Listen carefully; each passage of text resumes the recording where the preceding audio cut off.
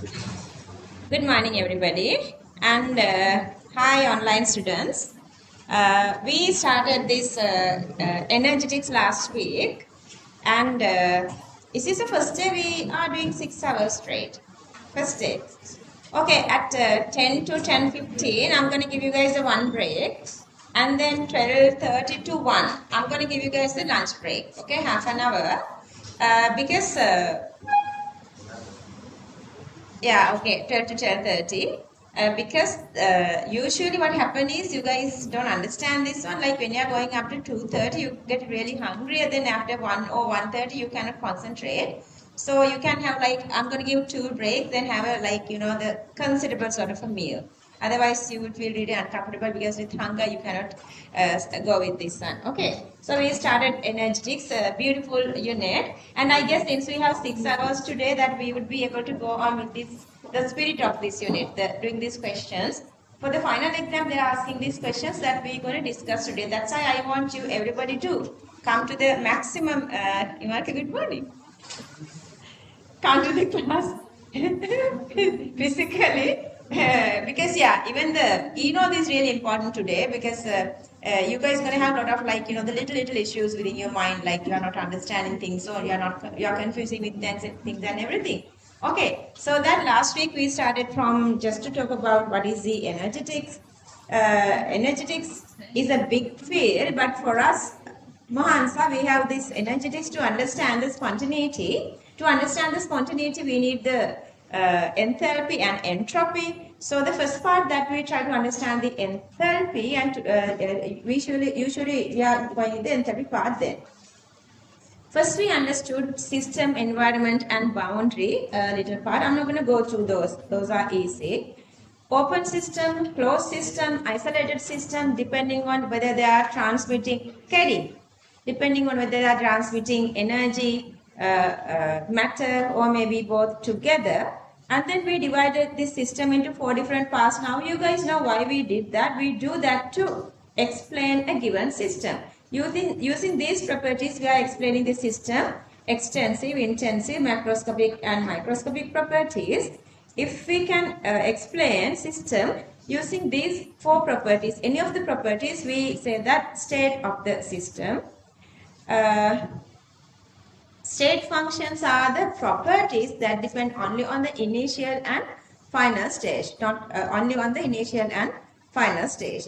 And then we moved on to this heat change. That's all over. We are using this simplest equation, Q equals mc delta T. A little issue comes here with, actually there are 2 issues I found, that the way you guys are understanding is sometimes you feel confusing, because the very first thing you were not concentrating enough that I said. M is, what is this M? M is the solution or the liquid mass, only the solution mass. What is the reason? Because we just consider that this heat is transferring through only this solution liquid mass. That's why we are using the liquid part, only the solution part here. And the second thingy is not related to energetics. Second thingy related to unit 3, stoichiometry.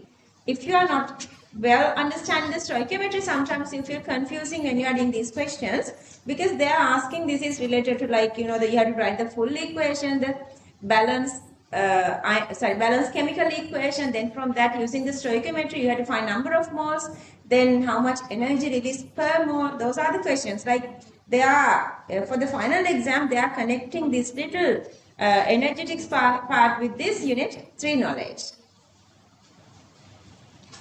Don't talk.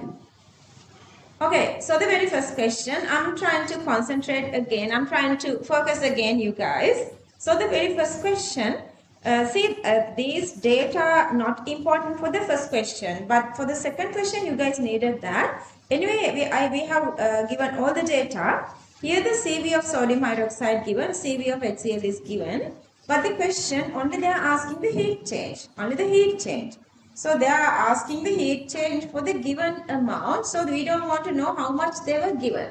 Whatever the data we need is mass of the solution, specific heat capacity of the solution. If the solution is diluted, specific heat capacity becomes, it's of water. So there are water. and then the heat change. Okay, heat change they were given as 5 units, and then they were not given the mass. To calculate the mass, they were given the density. And then we know the temperature, specific heat capacity is data. They are usually given that. Okay, so to find the mass, since they were not given the mass directly, we are using this little equation here. From that, you can subject mass, which equals to density multiply volume. See again, if you when you're supposed to play with unit, that comes under third unit. How you going to calculate this one? If you are still not done the third unit, any of you, even online students, who if you are not done, come darling.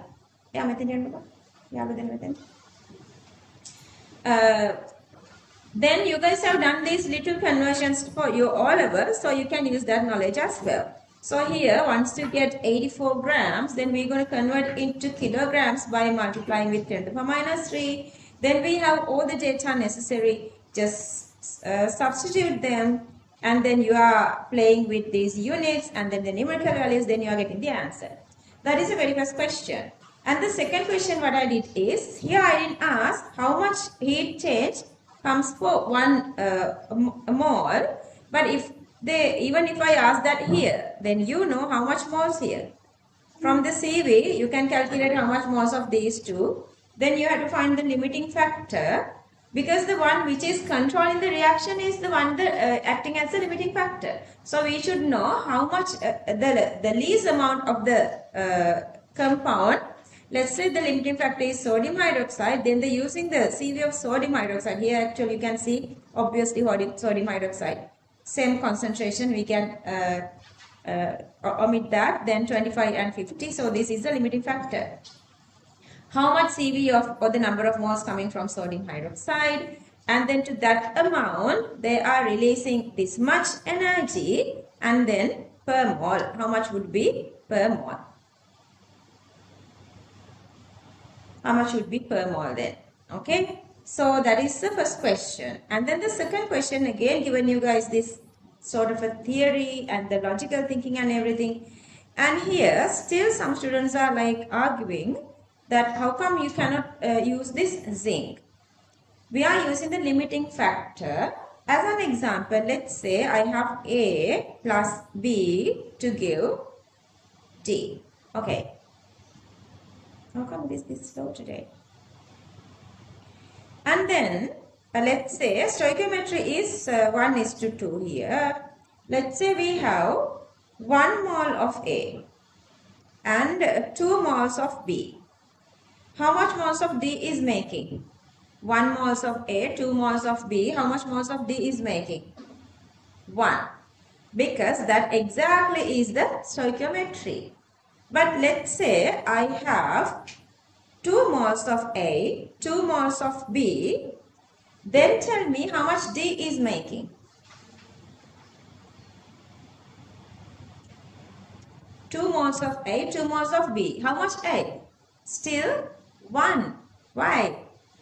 Because now this, who become the limiting factor? Who's the limiting factor now? B. Because we have only 2. A is in excess. Excess part, it's just staying in the medium. It doesn't matter. It doesn't do anything. It doesn't intervene with the reaction. It is just existing there. Understood? So that the B is the limiting factor here. If B is the limiting factor, and then stoichiometry between B and D is 2:1. Here the stoichiometry equals to 2:1. But so that still, even if you use 1:2 ratio of the moles or 2:2 ratio of the moles, since B become the limiting factor here, how much D is making? 1 single D. Clear that? Because the near stoichiometric ratio between B and D is 2:1. So even if you are using 2 here, you are getting 1 here. 1 of this is remaining in the medium because you are only using 1 mole. Excess mole is remaining in the medium. That is the condition came with zinc. Because here we say we are adding zinc in excess. We are adding excess zinc. So that zinc is existing, the remaining part existing in the medium. But this copper sulfate full amount is using. And then again they are given this they are asking the heat change. And the specific heat capacity become its water, and the densities become its water value. So that again the same condition. We don't know the mass. To calculate the mass, we need the volume. What's the annotation? We need the volume, and then the volume of copper sulfate solution is given. And also, if we know the density of water, using the volume and the density, we can find the mass, same as the last equation. So that we have the mass here converted to kilograms, and then using the equation, we can get the heat change.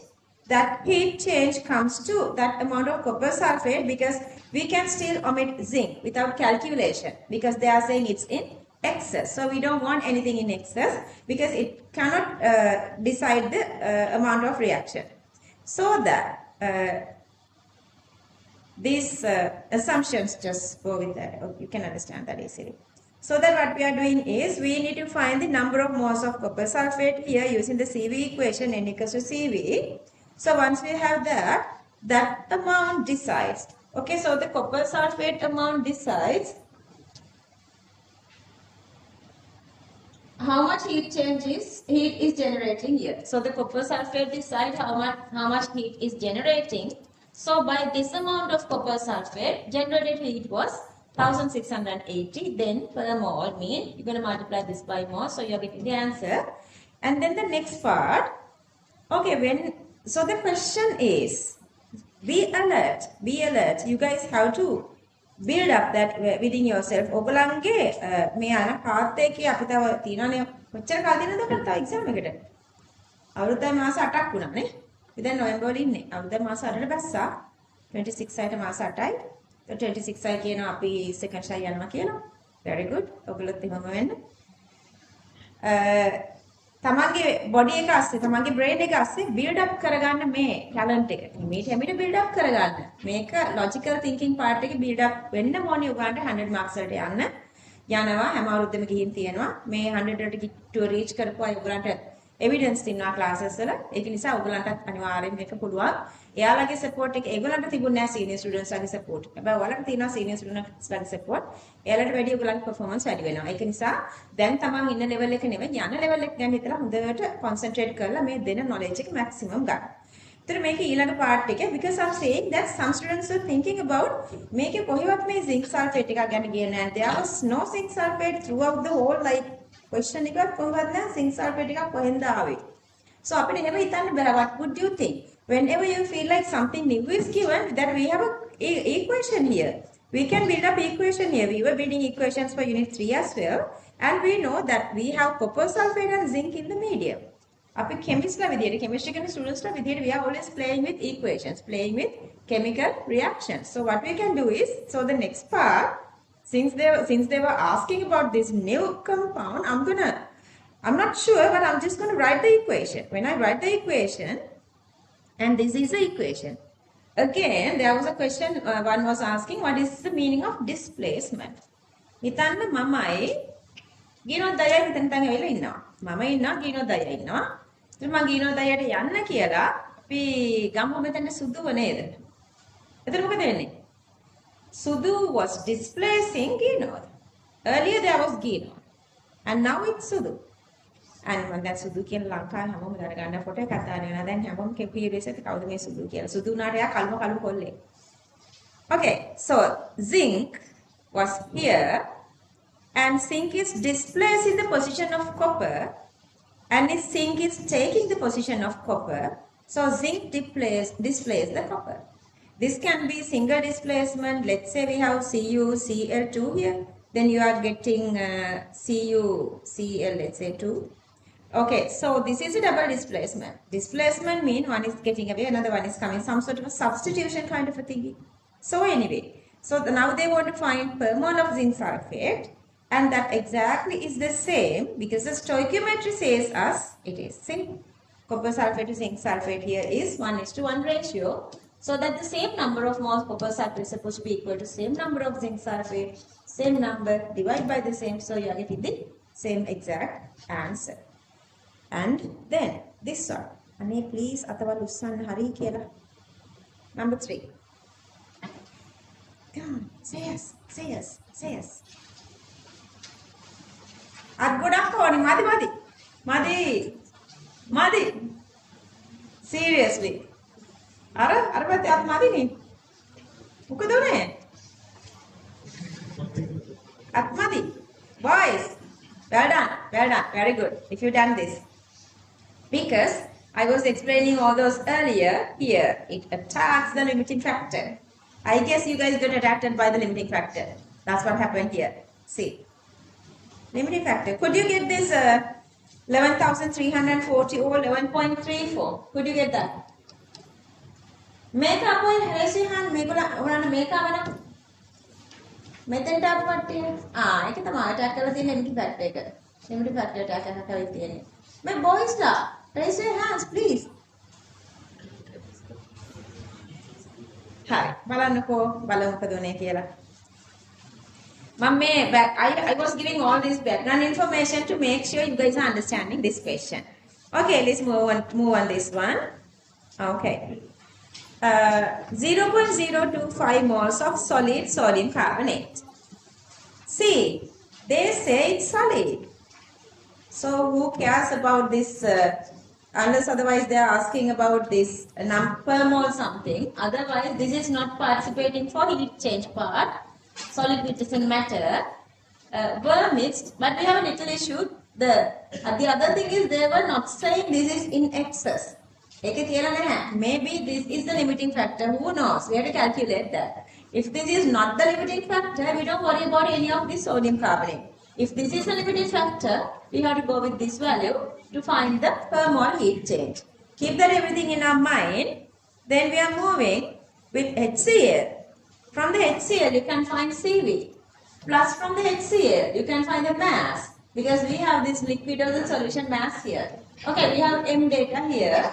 And then the problem is, directly from this question, I didn't go through this question to soothe you guys. I was straight away asking the question. Straight up asking the question. You guys have to calculate the per mole neutralization. Per mole value. Then you have to calculate how many moles are here. This equation is really important. Maybe you would write this equation like maybe 100 times during this equilibrium 12th one. My favorite unit. Your favorite unit one someday. But I have given this one because you guys don't have this knowledge for now. Anyway, the stoichiometry of sodium carbonate is to HCl is 1:2. 1:2. I'm just going to keep that in my mind. මම හිතා ඉස්සරහට යනවා හිතන්න. මම හිතන විදියටම හිතන්න.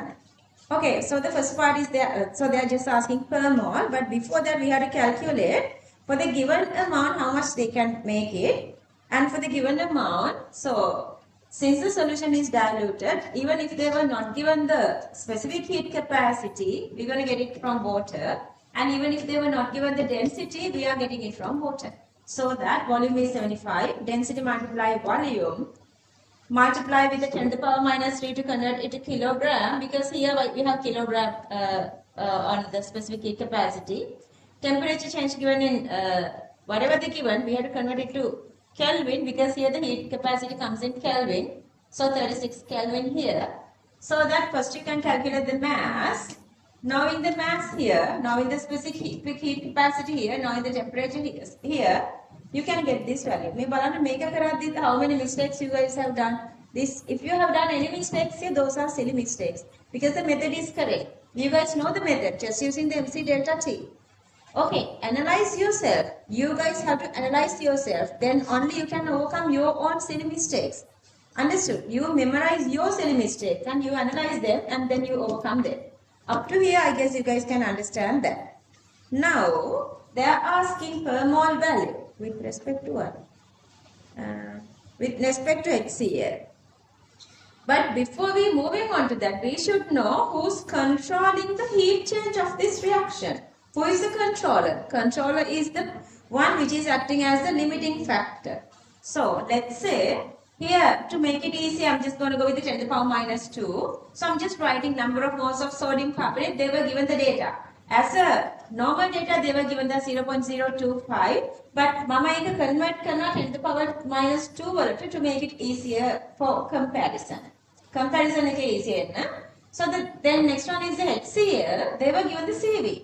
number of moles equals මම මෙහෙම ලිව්වා exam එකට ඉතින් මේ step එක ඕන වෙන්නේ නැහැ 1 into 75 into 10 power minus 3 exam එකට ඔයගොල්ලන්ගේ expect කරන මේ step එක විතරයි මේක ඕන වෙන්නේ නැහැ මේක ලිව්වේ චූටි ළමයින්ට ඔයගොල්ලෝ චූටි නම් මේක ලියා ගන්න ඔයගොල්ලෝ ටිකක් ලොකු වෙනවා කියා ගන්න anyway so since it's comparison easy I'm making both to 10 power minus 2 okay then 2.5 of sodium carbonate needs have and 7.5 of HCl is here. It's obvious. See the 1:2 ratio. So you just need to go from here to here. That's enough. But I'm going the both direction. So here, if you use the total sodium carbonate, you have 2.5. And the stoichiometry is 1:2. So you are multiplying it by 2. And then the total amount you need from HCl is 5 into 10 power minus 2. Is it enough? Yeah, that's enough. How much is in the medium? We have 7.5. We only need 5. So that's enough. What is the limiting factor? Sodium carbonate. ඔන්න ඔයගොල්ලෝ හොඳ මේකෙන් අහුණා නේද? Limiting factor එක හොයන්නේ නැතුව නමට HCl තිබ්බනේ. ඉතින් HCl දාලා හැදුවා. ඒ කියන්නේ ඔයගොල්ලෝ තවම advanced level එකට improve වෙලා මදි ඔයගොල්ලන්ගේ brain එක. It's not your fault. පාත් එක තව කියනනේ ආවුද මාස 8ක් යන්න. එතෙන්දී හැදෙන්න ඕනේ. ඒතකොට ඔයගොල්ලෝ හැමතිස්සෙම තේරුම් ගන්න මම හැමදාම කියන එකක් තියෙනවානේ. Chemistry is trickier. To understand chemistry always underline story එකක් තියෙනවා ඔයගොල්ලන්ව catch කරන ඒ story එක understand කරගන්න. දැන් ඒකට පුරුදු වෙන්න ඕනේ. චූටි example එකක් කිව්වොත් අවුරුදු 10ක් 15ක් practice එකේ හිටිය lawyer කෙනෙක් එක්ක නිකන් මොන හරි දෙයක් කතා කරලා බලන්න. හැමතිස්සෙම ඒගොල්ලන් logically critically හිතලා හරි දේ තමයි එළියට දෙන්නේ අයියේ. ප්‍රොෆෙෂන් එකේම ප්‍රැක්ටිස් එක එළියට එනවා. තේරුණාද? ඒ වගේ. ඔයාලා මේ ප්‍රැක්ටිස් එක මේ යන පාත් එකේ අරගන්න ඕනේ. ඒ අතෑරිච්ච තැන තමයි ඔයගොල්ලන්ට මෙතන. Now you guys know, but I need to make sure that because I need to make sure that what I'm doing is I'm going to put the other way around. Then mama, I try now let's say we have the total HCl 7.5. We have the total HCl 7.5. Let's say total HCl 7.5 with DC. If the total 7.5 is reacting, then how much sodium carbonate needed? Total 7.5, ratio is 2:1. Now I'm going to divide. So I need the half of 7.5, that is 3.75. But how much do we have in the medium? We have only 2.5. So that the 3.75 is not enough. Not enough. So that sodium carbonate is the limiting factor. So who decides how much energy has released? Sodium carbonate. What is the number of moles of sodium carbonate in the system? 2.5 into 10 to the power minus 2. So the 2.5 into 10 to the power minus 2 or 5 into 10 to the power minus, same thing. 5 into 10 to the power minus 2. Sorry. Hang. Okay, 2.5 into 10 to the power minus 2, but they are asking this with respect to HCl, not with respect to sodium carbonate. They are asking this with respect to HCl, so that for sodium carbonate, 2.5 into 10 to the power minus 2, they were using HCl, twice of that, that is 5 into 10 to the power minus 2. So this heat change, either going with 2.5 into 10 to the power minus 2 moles of sodium carbonate or 5 into 10 to the power minus 2 HCl, because here 2 moles per 2 moles it's here. So that this time, since they are asking with respect to HCl, so we're going to divide by 5 into 10 to the power minus 2. So that whatever this amount, the heat change we were releasing, that's for 5 into 10 to the power minus 2 HCl. 5 into 10 to the power minus 2 HCl, so that we have to divide 11.34 with 5 into 10 to the power minus 2. I guess you done this wrong here. And, I want you to check them, whatever the way they were thinking, and I want your feedback. Are you guys understanding this one? Anybody raise your hand? Look at each other, sir. මම දැන් තාත්ති කෙනෙක්ව පොඩක් interview කරා. පුතෙක් කියලා දැනගන්න. ඒ තාත්ති කිව්වා ඉස්සර නම් පාඩම් කරේ නෑ දැන් හොඳට පාඩම් කරනවා කියලා. It's a win-win situation for me. පාඩම් කරන්න ඕනේ. කලින් නෙවෙයි. දැන් වැඩේට බහලා මේ 1 year 8 months යනකම් වැඩේ රැඳිලා ඉන්න ඔයාලා ඔක්කොමලා මම දිනවනවා. එච්චරයි මම ඉල්ලන්නේ. මිස්ටේක්ස් වලින් තමයි අපි හැදෙන්නේ.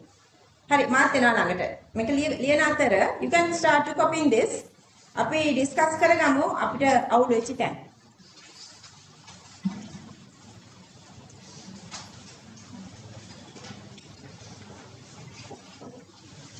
Online students, you guys can WhatsApp me whatever the questions you have. In the meantime, copy this.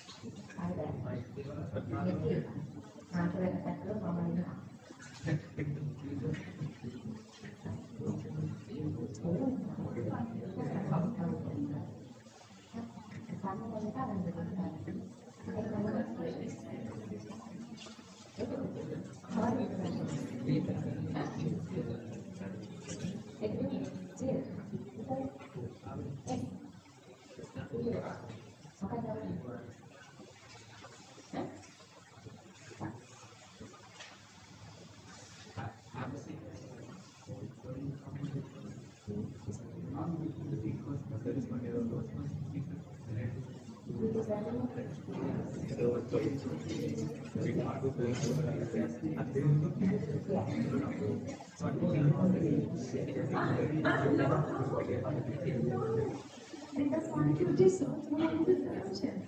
There's the solution as we are doing it. This for that, everybody is over there, but it's a function.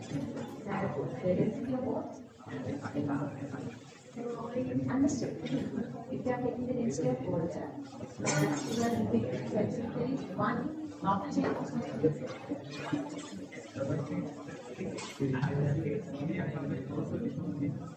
Next step of the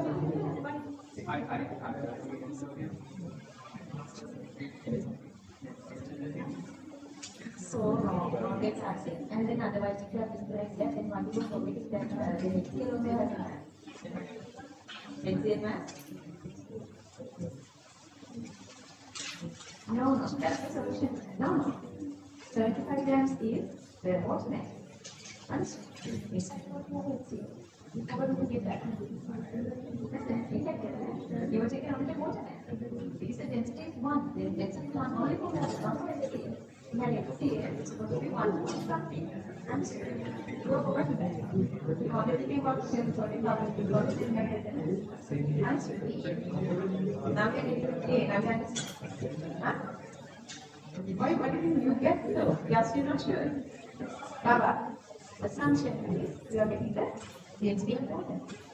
Then no other magic. Density of water. Per gram sorry, per cubic centimeter. It's not changing answer. That kind of something. Yeah. One they never give. Otherwise it's not changing.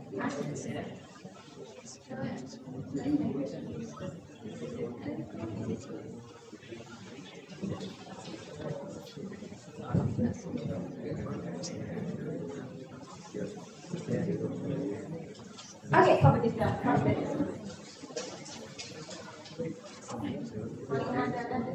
consult the nurse.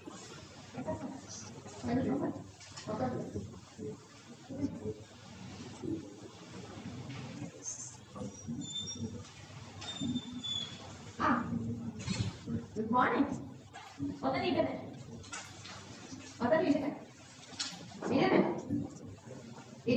What are you doing? Magi sudu putar yang kita cendera. Then kita cendera ada sekarang ada apa? Jadi mana hotel kita ada. Mana macam ni? Hey, ada.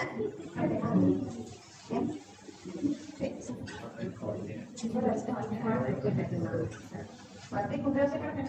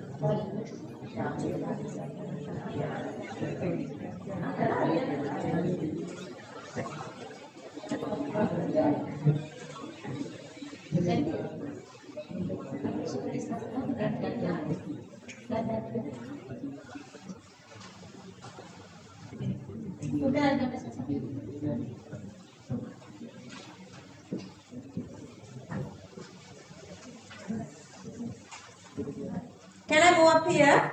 And everybody, can I move up here?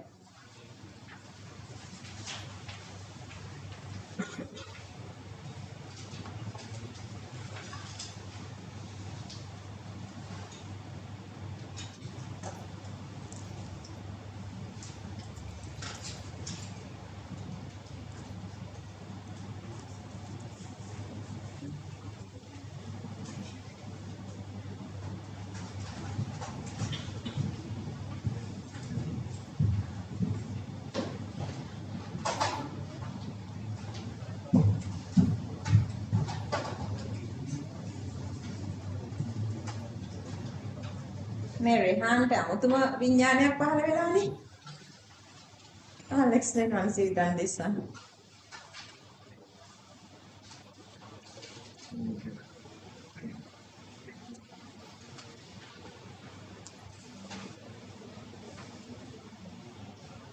Tima, this question is a little complicated. Go through the recording, okay?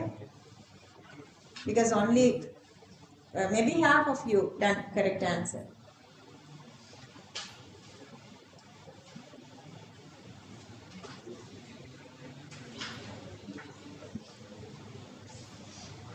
ජෙන්ඩු මට කතා කරන්න ඕනේ අද ඔයා. ඔය ඉන්නේ යන්න කලින්. උඹ දවසක මට කතා කරපුවා ඉන්න නැති අය ඉන්නනම් මට ගොඩක් කතා කරලා යන්න ඕනේ. අද අපේ වෙලාව තියෙනවානේ after 2:30. Sunday good morning. paper class එනවනේ ටිකටම දැන්. වෙනවතු? මම කොහොමද දෙනවනේ? ඔයගලන්ට මාක්ස් දෙන්න, තෑගි දෙන්න මොකුත් විදිහක් නැහැ. පොඩි මේ මාක්ස් තාම කන්ෆර්ම් නැහැ. ඒ වුණාට මට ඔයගොල්ලෝ ගැන මාර හැපි. ඔයගොල්ලෝ ගොඩක් අය එක ගොඩේ එක මිටියට ඉන්නවා. ලකුණු එක කිට්ටුව. ගොඩක් අය හොඳ ලෙවල් එකට ඉන්නවා. පළවෙනි එක තාම නැහැ.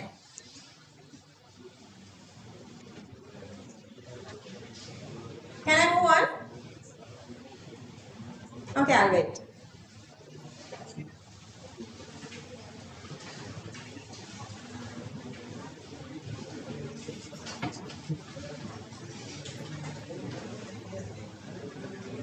මේ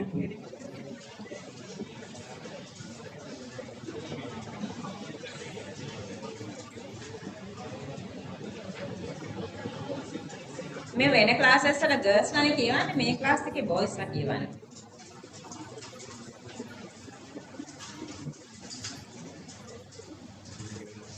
ගිනෝ මේ පරක් කියලා නෑ චුට්ට බලන්න කියලා දෙනවා කමුට යනවාද කියලා. එතෙන් ගන්නකො.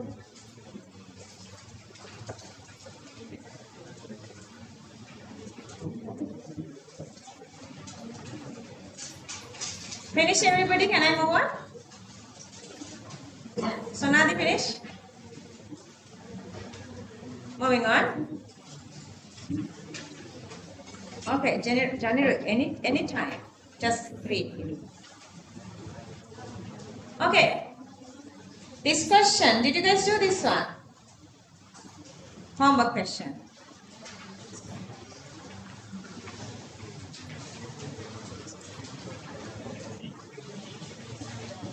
කළාද මේක?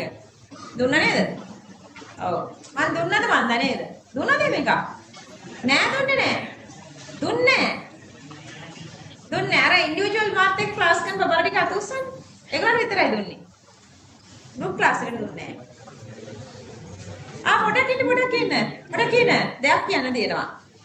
ඔන්න එකමත් එක රටක මෙහෙම වෙද්දී රෙහාන් කියලා ළමෙක්ට හිතෙනවා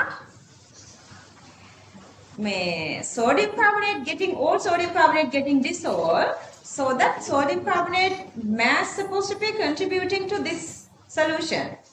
Yeah, that's true. HCl mass is also contributing to the solution, but they are giving us an assumption. What is the assumption? Just consider those masses are negligible. Get only the mass of water. So what is the assumption? So they are giving this assumption. Density of solution is same as the density of pure water. See, if the solution is diluted, density of solution is same as that of pure water for dilute solution. What's the meaning of that? If the solution is diluted, you have to neglect. You have to not get masses of any other dissolved in the medium. Understood? If we are getting, what is the meaning of 1 grams per cubic centimeter? 1 grams per cubic centimeter mean mass per 1 cubic centimeter is 1 gram regardless what you have dissolved in that. Negligible. That part is negligible. Understood? Internet එකට ගිහිල්ලා density හොයාගෙන බර හොයාගෙන කමන්නේ. That's experience. But no, don't ever do such because that's why they are giving this assumption. Consider as the mass of 1 cubic centimeter is 1 gram. So we neglect here the masses of sodium carbonate and masses of HCl. Okay, this question, I've given this one to everybody. So, if you feel like this question, if you feel like she was not given this question as a homework, what's the meaning of that? You guys are not focusing enough. How come some done that, some not done that? Okay, raise your hand if you got this regardless plus or minus 20. Anybody? Answer is 20.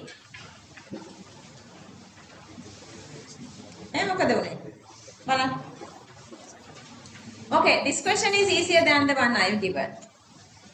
Okay, here you have 0.02. Okay, this is question number 22. Essay 22. 0.025 moles of sodium carbonate solid added to 25 cubic centimeter of 3mHCl. Okay, now you have both sodium carbonate number of moles and HCl number of moles. Calculate the heat liberated. Whatever it is, heat liberated given that specific heat capacity, and they want you to play with the units. That's why they were given this as 1000 kilograms per cubic meters. Maybe that's why your answer is wrong. So calculate the heat liberated and then the enthalpy for neutralization per mole of HCl. Again, you are going with the limiting factor. Okay, I need MC and delta T. Okay, so the specific heat capacity, they were given with the unit of joule per Kelvin per kilogram. 4. Kilogram ne So අපිට pH එක ගන්න වෙන්නේ sorry m ගන්න වෙන්නේ kilogram වලට. So මේ m ගන්න වෙන්නේ කිලෝග්‍රෑම් වලට. So that I need to keep this in kilograms, and then the temperature is supposed to be coming 8 Kelvin. They were given 8 degrees Celsius. You guys know the difference is still the same. So you can sort this out. And this is kilograms. HCl volume is 25, but the density here given in per cubic meter, so that I had to multiply whatever this value by the 10 to the power minus 6. I'll rewrite this to make it a little darker. 10 to the power minus 6, so that 25 into 10 to the power minus 6. So that to get the mass, density 1000 kilograms per cubic meters, multiply 25 into 10 to the power minus 6 cubic meters, so the density is 25 into 10 to the power minus 3 kilograms. So this, I guess you done wrong. Kilogram here, value here. So we have all the data here. See, just substitute them. And then mass is 25 into 10 to the minus 3 kilograms. Specific heat capacity and the temperature is 1000 joule, mean 1 kilojoule, 1 kilojoule. And then you need the limiting factor the same way. Sodium carbonate 0.025. HCl you can find from CV. It's very obvious. 2:1 ratio. Choice of that is 5 into 10 to the minus 2. And then limiting factor is this one. See, we have excess. We need 5. We have 7.5. So the limiting factor is sodium carbonate. So since the limiting factor is sodium carbonate, this is fully using. But they are asking with respect to HCl, 5 into 10 to the power minus 2. 5 into 10 to the power minus 2 amount of mole is releasing 1 kilojoule. So that the 1 divided by 5 into 10 to the power minus 2. 1 divided by 5 into 10 to the power minus 2 is the answer. Is the answer. Why this is become negative? Why this is become negative? Solution was absorbed to increase by 8 degrees Celsius. What's the meaning of increasing temperature? Exothermic or endothermic? Increasing means heating up, releasing energy out, so it's exothermic.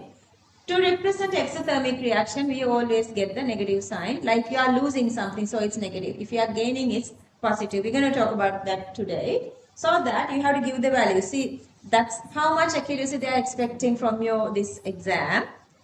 So that this value you cannot just write 20, then it's become positive, then you still have to add this negative sign here, so that the value become minus 20 kilojoules per mole. Understood?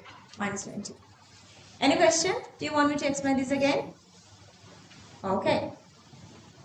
Copy this down first. So the Gino is here. Just whatever the questions you have, just ask him.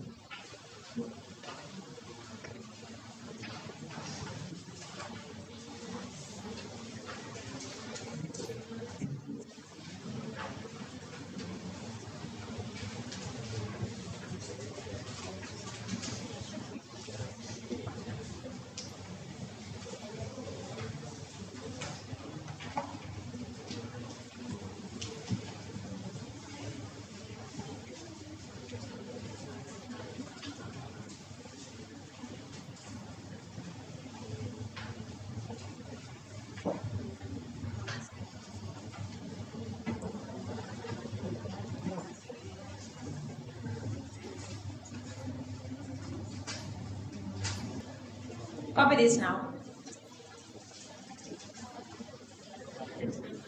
Copy the answer.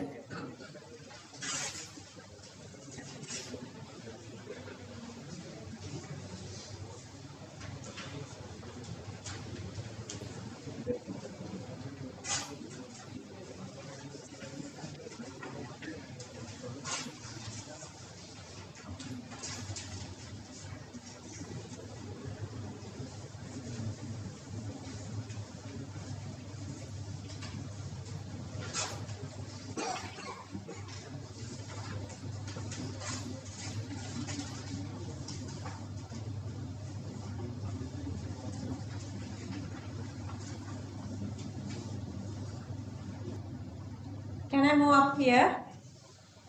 Yes or no? Can I move up here?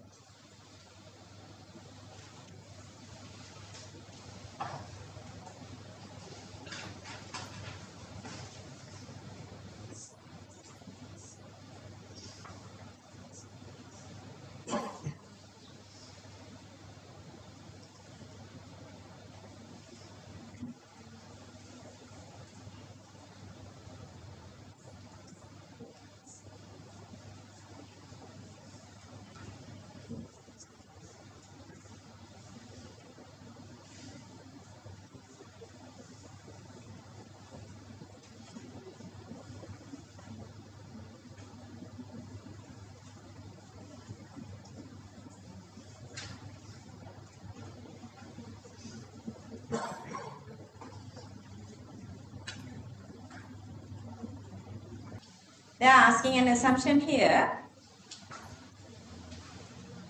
We have written here since release. This is since release. This is become minus. This is become minus. Then neutralization enthalpy per mole.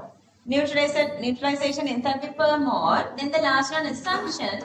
Enthalpy of dissolution of sodium carbonate is negligible.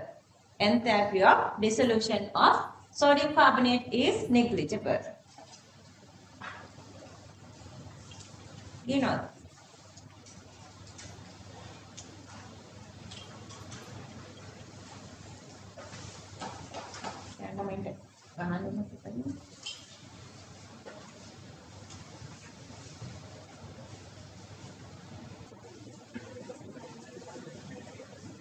Okay, so we measure heat change at constant pressure. That's because at constant pressure, less collisions, less energy involving.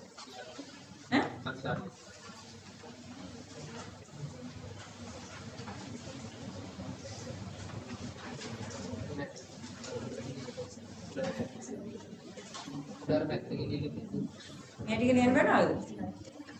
Make it. මේකේ ඉංග්‍රීසි එක කීයද බලමු දෙකම එකයි මේ ටික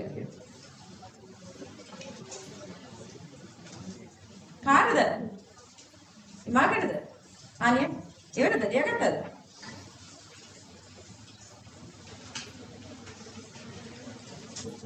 දැන් මේ අයියා හිටියේ නැත්නම් ඔයගොල්ලෝ සද්ද නැතුව ඉන්නවද ලියාගන්නේ නැතුව සද්ද නැතුව ඉන්නවද අක්කාලා කියනවානේ මට ලිව්වේ නෑ යන්න එපා කියලා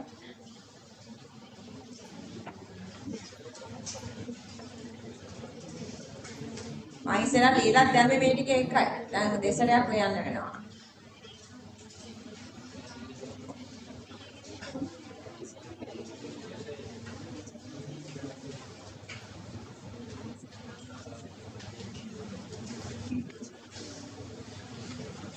Finish.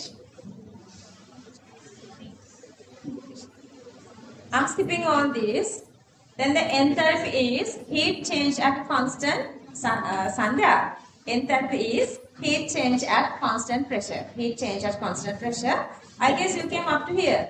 Exothermic and endothermic. And today we're going to start from this. Okay. So, exothermic means energy is releasing to outside. Exothermic means you are releasing energy to outside so that you are giving energy away.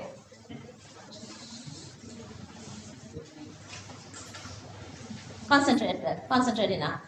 Okay, so you are releasing energy. When you release energy, you are releasing energy during the process from going to reactant to product. So since you are releasing energy here, product energy is now less. So that reactant has higher energy than product. So that the product minus reactant, let's say this is 5, this is 3. So that 3 minus 5 is minus 2, it's negative. Exothermic means negative.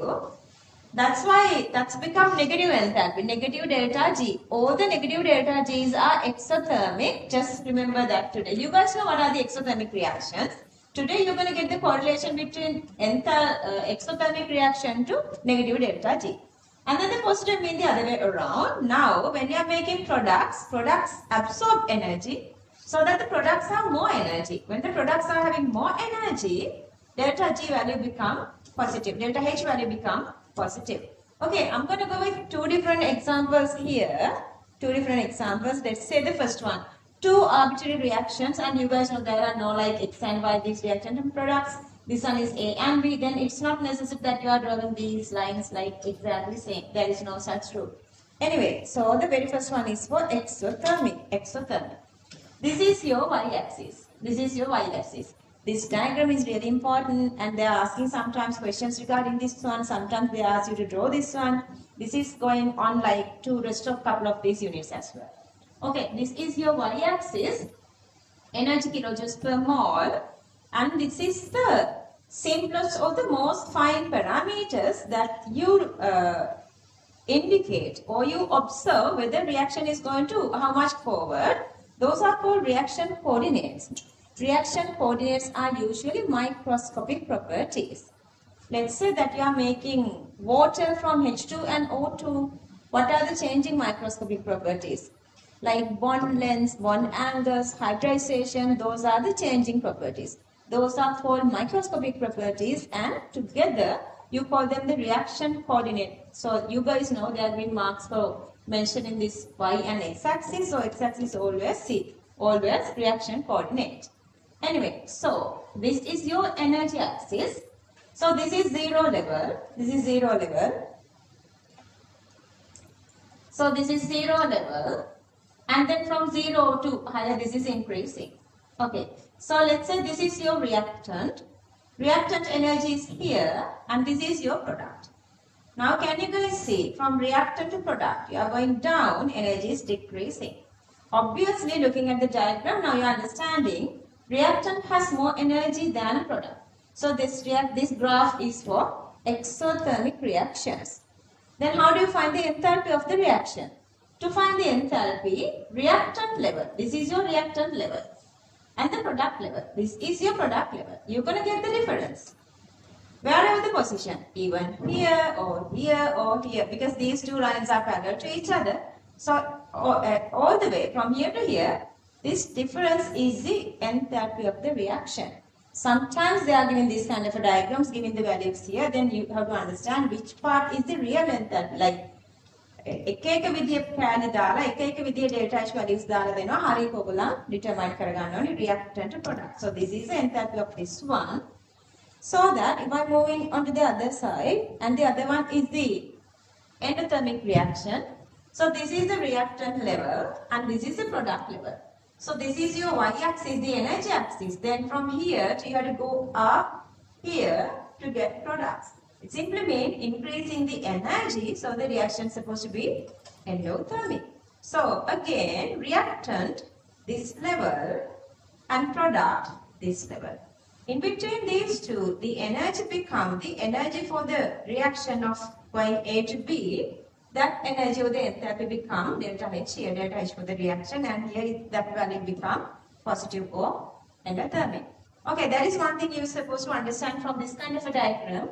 And then the other one is defining this activation energy. What is the activation energy?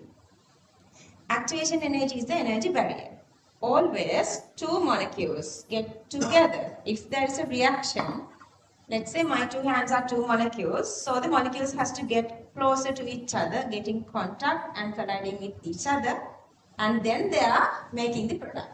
When they are colliding onto each other. So the moving energy is the kinetic energy when they are moving, and when they are getting closer, they collide onto each other. Kinetic energy becomes potential energy. If the total energy of both molecules, if they merge, and that energy is enough to do the reaction, then only they are performing the reaction. Then only they are giving the product. Okay, that highest energy which you need to occur a reaction is called the activation energy, and now you guys can see the activation energy is greater than either reactant or product, even it's for exothermic reaction or it's for endothermic reaction. Obviously, you guys can see activation energy for exothermic reactions are less, and for endothermic reactions, activation energy is greater. So who has the higher spontaneity? Exothermic or endothermic? Exothermic, because we need the less energy. Can you say this is exactly spontaneous? You know the answer. The very first day, even today I mentioned a little. I told you guys that. Looking at this kind of a diagram, they are asking, can you conclude whether this reaction is spontaneous or not? Looking at this. Can you say that? No, you cannot. Why? To define the spontaneity, you need two criteria. What are those?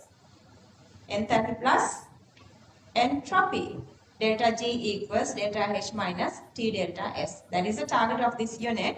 We are still learning about the enthalpy. Not knowing entropy, we cannot decide this. But possibility is greater because we need the less energy so that the exothermic are more possible to be spontaneity comparing to endothermic. But still we have to think about both enthalpy and entropy. Are you understanding this? Okay. So we were here. There are two different reactions depending on whether we are taking or giving energy out. Exothermic reactions and endothermic reactions. Under that, I want you guys to copy all this. Copy this. I know your minds become really curious when we are talking about something new. Just ask questions and clarify everything.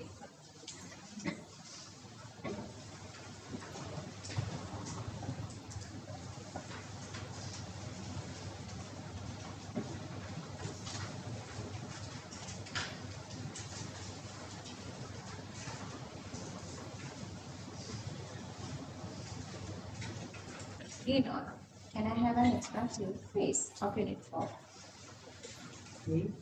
Sorry, 5.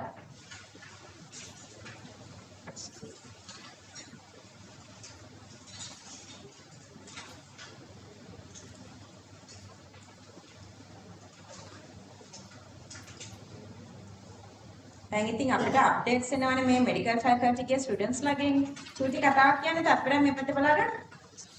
ඔන්න ඉතින් එකමත් එක රටක කරාම medical faculty එකේ first day එකේදී එක student කෙනෙක්ට on time යන්න බැරි වෙලා. සෝ එයාව අයින් කළා. ෆැකල්ටි එකේ නෙවෙයි. ඒ දවසේ එයාට කිසි දෙයකට මේ පාටිසිපේට් වෙන්න දීලා නැහැ. මොකද රීසන් එක? ලේඩා මන්නට පස්සේ දොස්තර ගිහිල්ලා වෙලක් ඉඳ හොස්පිටල් එකට. ෆස්ට් ලෙසන් එයා ලර්න් කරලා. හරි දැන් ලියන්න. බිග් ලෙසන් නේද? දැන් ලියන්න. punishment එක හොඳ මේකෙන් හම්බෙලා very first day. He would never forget.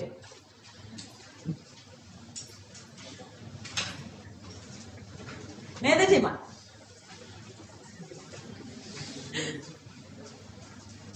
but එක්කෙනෙක් කැරෙන්න අද කවුරුත් late වුණා class එකට. කොහොමද on time මම? Good. Can I move up here?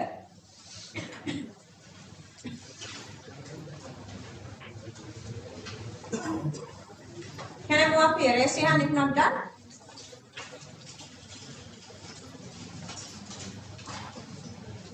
Okay. Now copy diagrams. Diagram එක අතට ගත්ත ගමන් මට diagram එක හඳින්න right after you start to draw the diagram I see some people are getting rulers to their hands. Did you guys mention the y and x axis? කියදෙනෙක් කරේ නැද්ද? ඔන්න අයියා බලලා අදහස් දෙන්න ඕනි ටියුස් ඉවරයිද? කපි.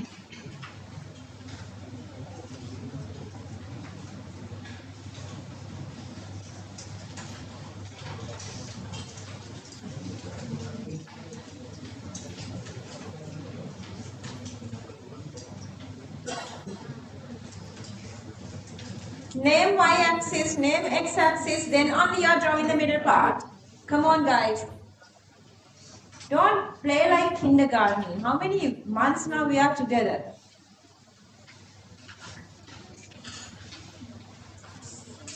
$25 exam කරන අකි කෙනෙක්ගේ අම්මි කෙනෙක් ටාස් දෙවෙයි කියලා ඔයාලා දන්නවද? CY Central එකේ.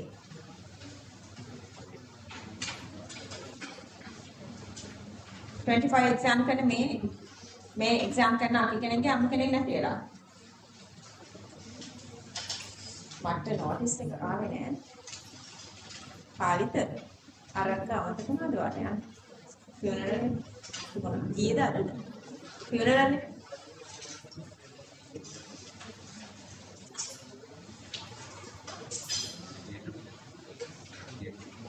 නෑ මට හිතුනේ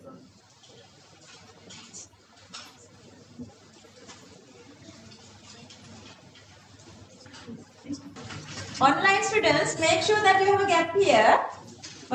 There is this gap here. Make sure there is this gap here. Come on. Guys. Activation energy is the energy that we need to go from reactant to product. When you are making products, you need excess energy. It's not always exposed to Y. You have to satisfy this excess energy. Excess energy to occur the reaction is called the activation energy. Right. It's okay. It's okay. Move on. Moving on. Okay, let's try activation energy. Activation energy, let's try this. The maximum energy that requires for the reaction to occur. Maximum energy that requires for the reaction to occur. That requires for the reaction to occur.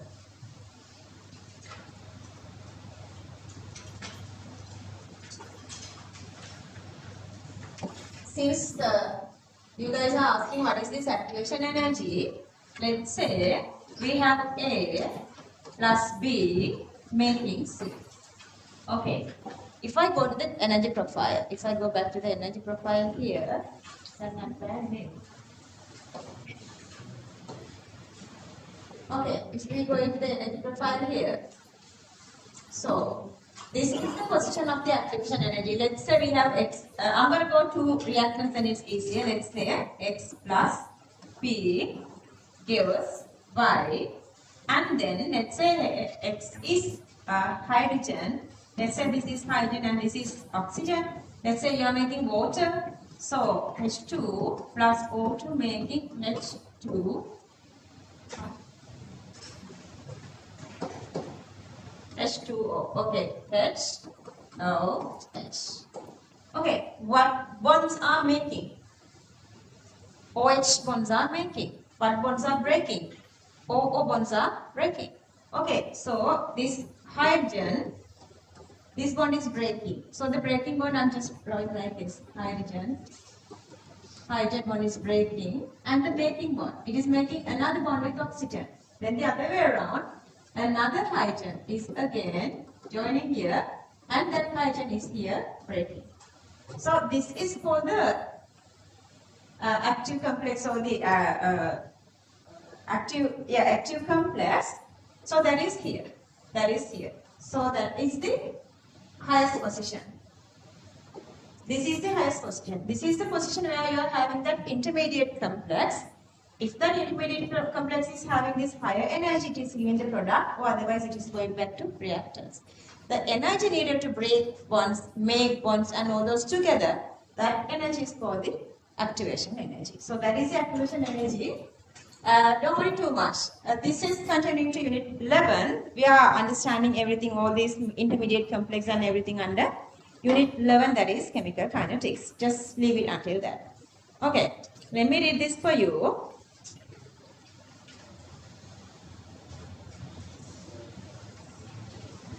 Okay.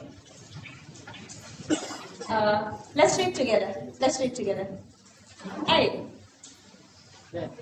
Huh? Megan, Adi. Huh? What okay? Yeah, Megan. Okay, listen everybody. I'm hungry. I'm here. Okay, everybody listen. Since, together, let's read together. Since reactants have more energy than products, during conversion, the excess energy released to the environment. Therefore, system gets heated. In exothermic reactions, activation energy is comparatively low. Therefore, most of the exothermic reactions are spontaneous. Since energy released to environment, entropy of the surrounding increases. Why? Explain me that. Okay, so we have a system. Let's say we have a system here. This is my test tube. So the heat is now liberating to outside. So this is the environment. What happened to environment? Environment is heating up. Molecules are heating up. Molecules are gaining energy. Become kinetic. So the temperature increasing. So it becomes the kinetic energy. Kinetic energy increasing means molecules moving faster and more randomly. So that what happened? Randomness or disorderness increasing. So that entropy increasing. Understood? Higher energy means higher entropy. Okay. Then the other side, moving to the other side. Okay, this explanation is for endothermic reactions. Slow, yeah. Okay, let's read this. Since reactants have less energy than products, excess energy required for the conversion is absorbed from the environment. Therefore, system gets cooled.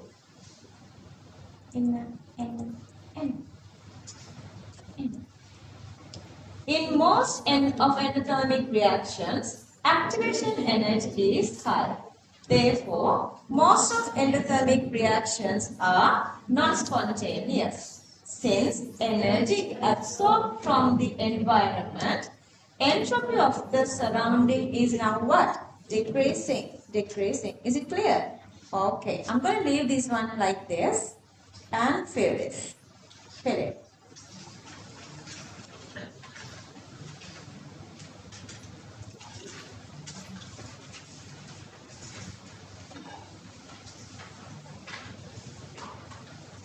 ගියනවා බලන්න වගේ ෂෑට් හොඳයිද කියලා. දැන් ඔය ආයේ පොඩ්ඩක් ලැජ්ජයි වගේ උන් හිත ගන්න. ආයෙ මම ඉඳගෙන පෙන්නන්න.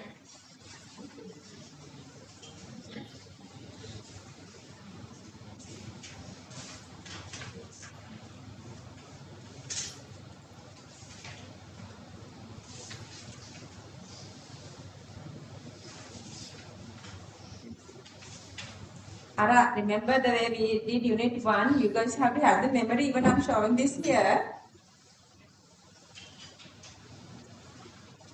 Black people, can you guys see this? Can you guys read this?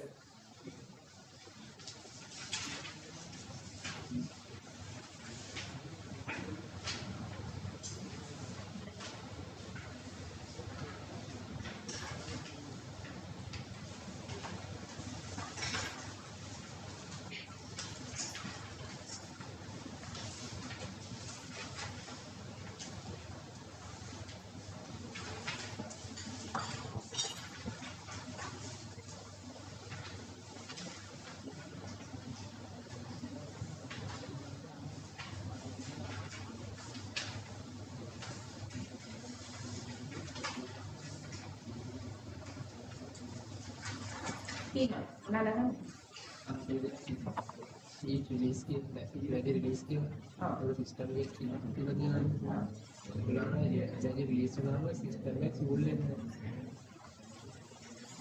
They are releasing. Okay, hang in guys. See, so the question is, when the energy is released, system get heated mean, the system mean the medium.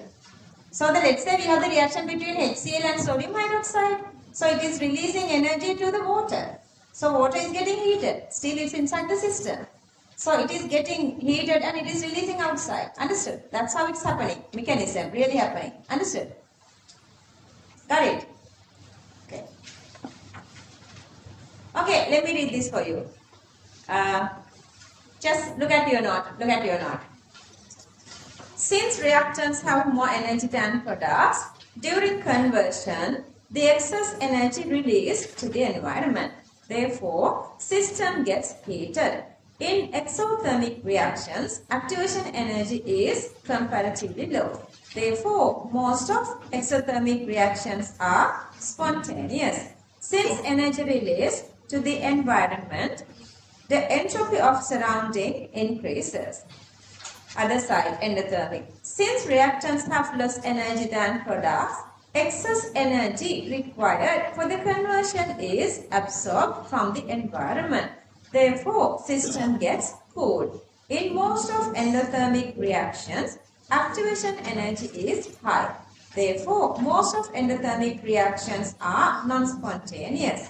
Since energy absorbed from environment, entropy of surrounding decreases. See, I see that some are reading with me. That is a way of memorizing things. And I want you guys to memorize these examples for final exam. You guys have to have the memory. Okay, so the very first example is the reaction between magnesium and HCl. Any metal with any acid, when they are reacting, they are releasing energy.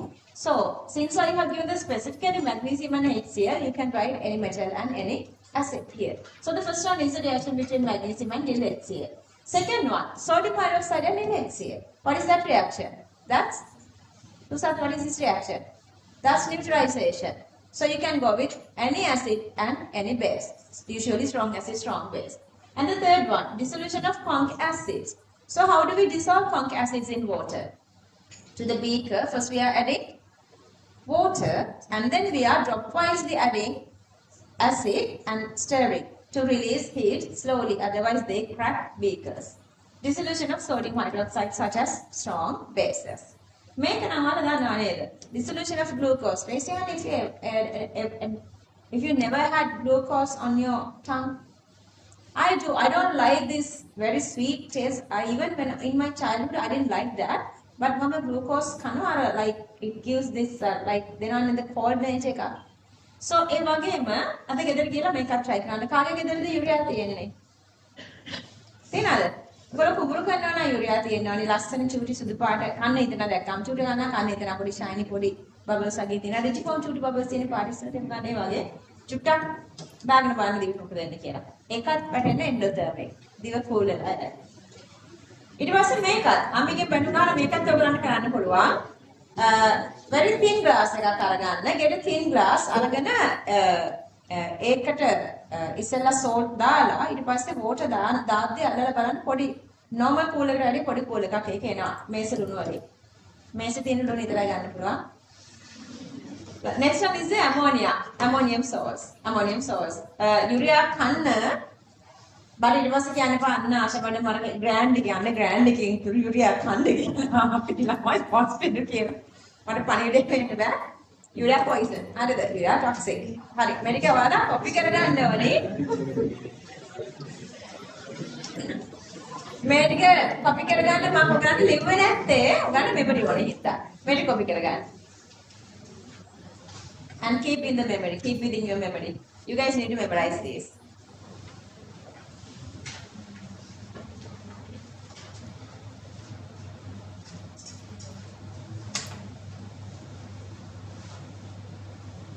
අපේ හුලංගෙදි කියනවාද අර cash questions වලට යන්න. හුලංගෙදි.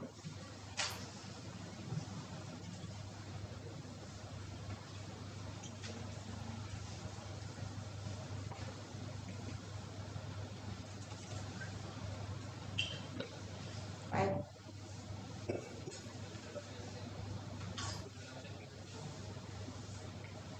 60 of them.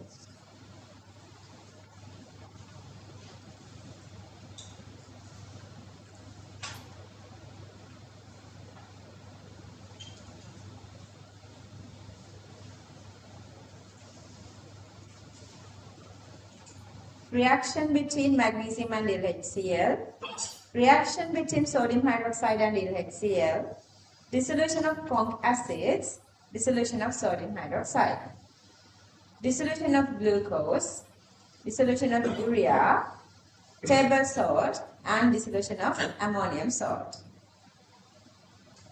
Up in next week, I have extended class up to 7 p.m. It's like this.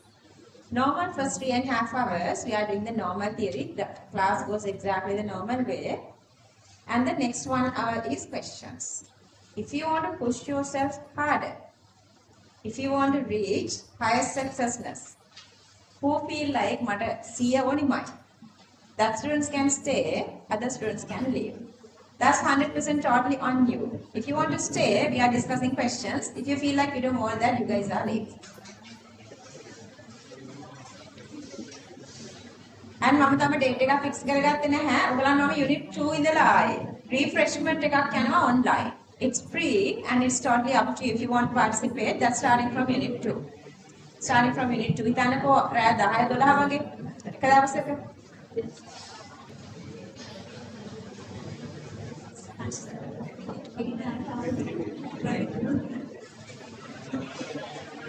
Shush. Okay, listen. Maybe mom got a doctor time then let's just fill this part. This is easy. Remember I told you guys sometimes we cannot 100% say only looking at the enthalpy reaction is spontaneous or not. If you these are examples. If you go with these two reactions, this is the formation of water and this is the diamond graphite conversion. Both these delta H values are negative. Even these two are negative, these two reactions are not spontaneous. So why? What's the reason? Because the entropy plays another role. Entropy plays a part. And then the other side, see, these two reactions are endothermic, next two reactions are endothermic. Endothermic means usually we think these reactions cannot be spontaneous, but the dissolution of sugar or the table salt, we are not doing externally anything. On their own accord, they get dissolved because the reactions are spontaneous. Even enthalpy is positive, there are spontaneous reactions. Okay, I'm going to read, then you're going to fill this part. I'm not going to give extra time. අපිට අද big part එකක් තියෙනවා කරගන්න බලමු පුළුවන් නේද කියලා. Be responsible, okay? Spontaneity of a reaction. If you want, you can read together with me. Read together. Then you got you're filling. Hang. Let me read. Then you guys filling. Okay, listen and let's read together. Spontaneity of a reaction cannot be predicted only by considering enthalpy change.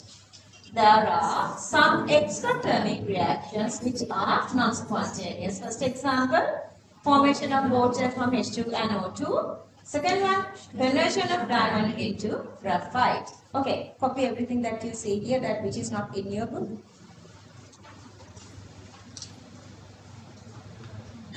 Spontaneity of a reaction cannot be predicted only by considering enthalpy change. There are some exothermic reactions which are non-spontaneous. Okay, then two examples. Next part. There are some endothermic reactions which are non-spontaneous. What are the examples? Dissolution of sugar and dissolution of table salt. Fill this part.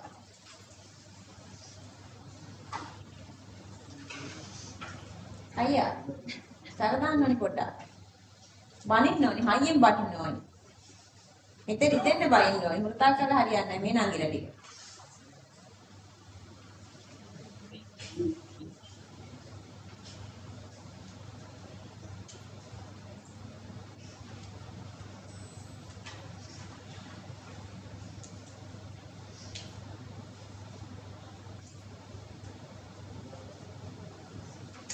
Dissolution of sugar, delta H positive. Dissolution of table salt, delta H is still positive. Finish. Okay. Remember I told you guys the way we were naming the x-axis of this energy profile. Here this is the definition for that. Reaction coordinate or reaction progress. Let's read together. This is a physical property. It's a physical property or geometric parameters which change during conversion of reactants to products. Examples, one angle, one length. Okay, copy this.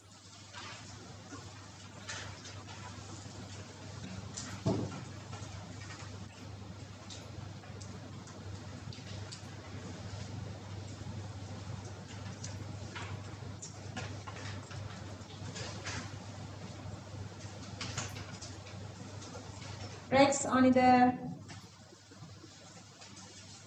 This is your break time. Online students come back at 10:15. I'm going to start. Factors affecting enthalpy change and its standard condition. Factors affecting enthalpy change. Okay, these are the factors which consider when we are comparing and when we are talking about enthalpies.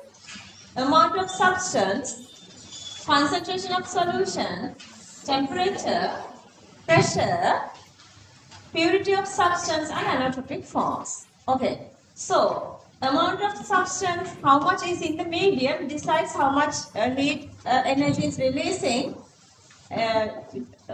Did you inform them? The boys are there. Okay. So then, second one is a concentration. You guys are here always we are talking about per mole because the amount, depending on the amount, it changes different. So the next one is the concentration.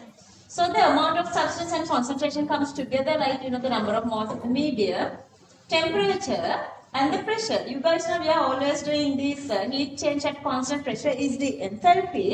And then the purity. If the substance is not pure, then the number of moles are changing. Allotropic form is also important because different allotropic forms are having different energies. Okay, so these are the factors which governs this enthalpy. Then we are making some standards. We are making some standards.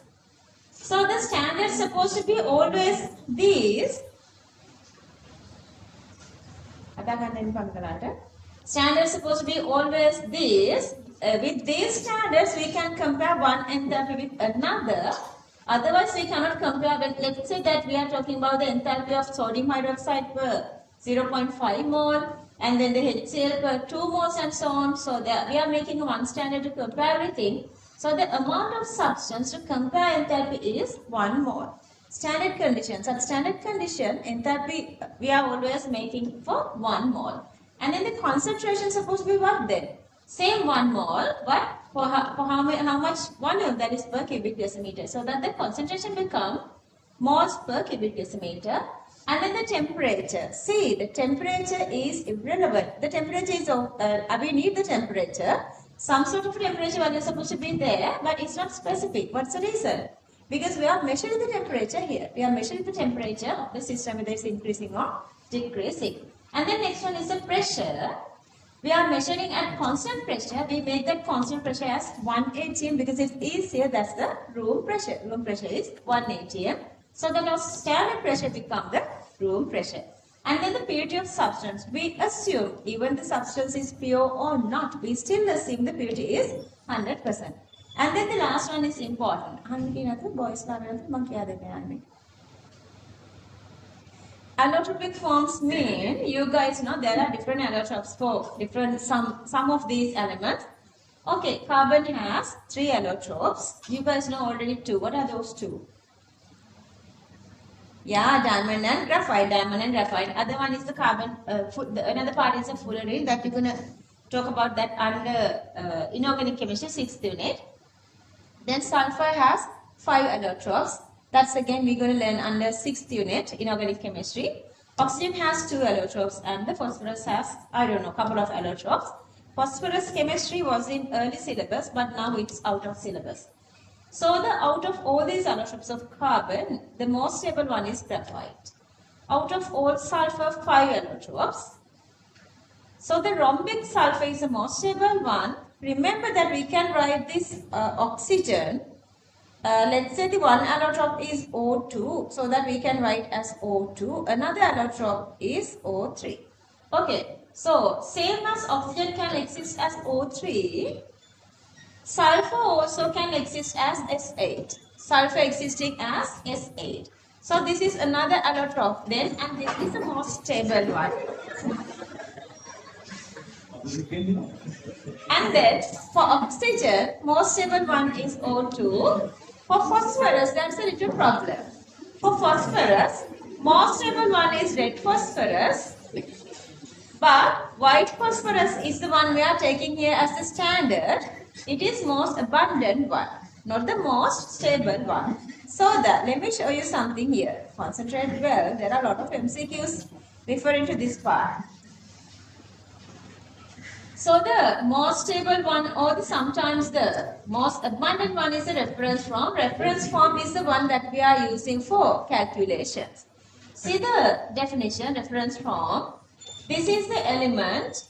This is the element. The most abundant form of the element at 1 atm and the given temperature. Okay, at 1 atm and at the given temperature, Usually the most abundant form, most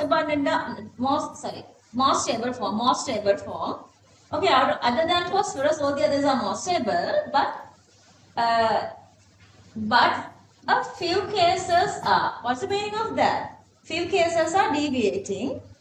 One of the deviating case is the phosphorus. Because almost all the time we are taking stable allotrope, but here we are taking most abundant one. So that the definition comes like this. Reference form. This is the element in all, but a few cases all are the most stable form of the element at 1 atm and the given temperature. Let's read this together. Reference form. This is the stable. This is the element in all, but a few cases are the most stable forms of the element at 1 atm and the given temperature. It simply means almost all the time we are using the most stable ones such as carbon graphite, sulfur rhombic, oxygen O2, but this one is the not. See, the most stable one is the red phosphorus, but here we are using white phosphorus. Same as that oxygen can exist as O3, sulfur can exist as S8. Most stable form or the widely using one is the P4. It simply means 4 phosphorus molecules get together and stay as a stable monomer like S8, like O2 and O3 and so on. Are you guys okay here? Okay, the punishment for boys. I'm not going to repeat this. Okay, so the topic is enthalpy, factors affecting enthalpy change and its standard condition. Okay, let's copy this. The space is there. You're going to full copy this, everything. Factors are here and these are the standard conditions. You heard the algebraic form part. Here the standard condition is supposed to be 1 mole per cubic decimeter concentration, temperature not specific, pressure 1 atm, purity 100%. I was just explaining that part. Anyway, copy this.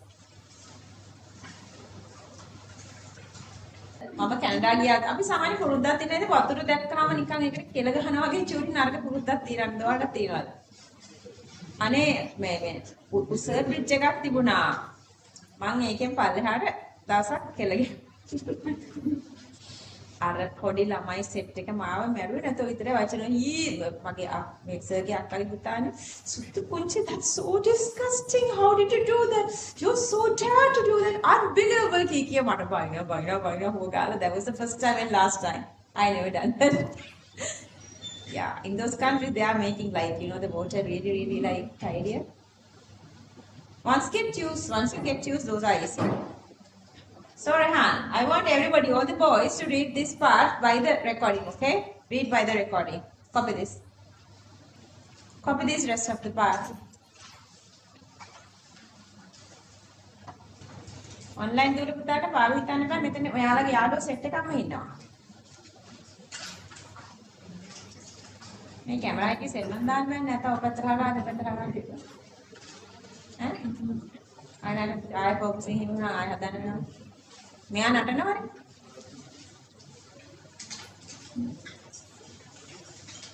Okay, now fill this. Is there anything to fill here? Reference form. Reference form. Is there anything to fill?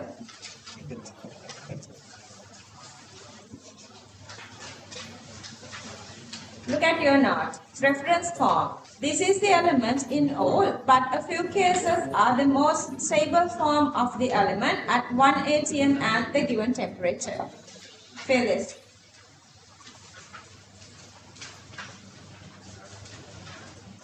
Okay. ඔන්න එනවා අපි වැඩේට බහින first part එකට. So almost all the time stable form is the reference form, but sometimes it is the most abundant. So you need both for the definition of reference form. And again, I'm saying this little thing again before we moving on.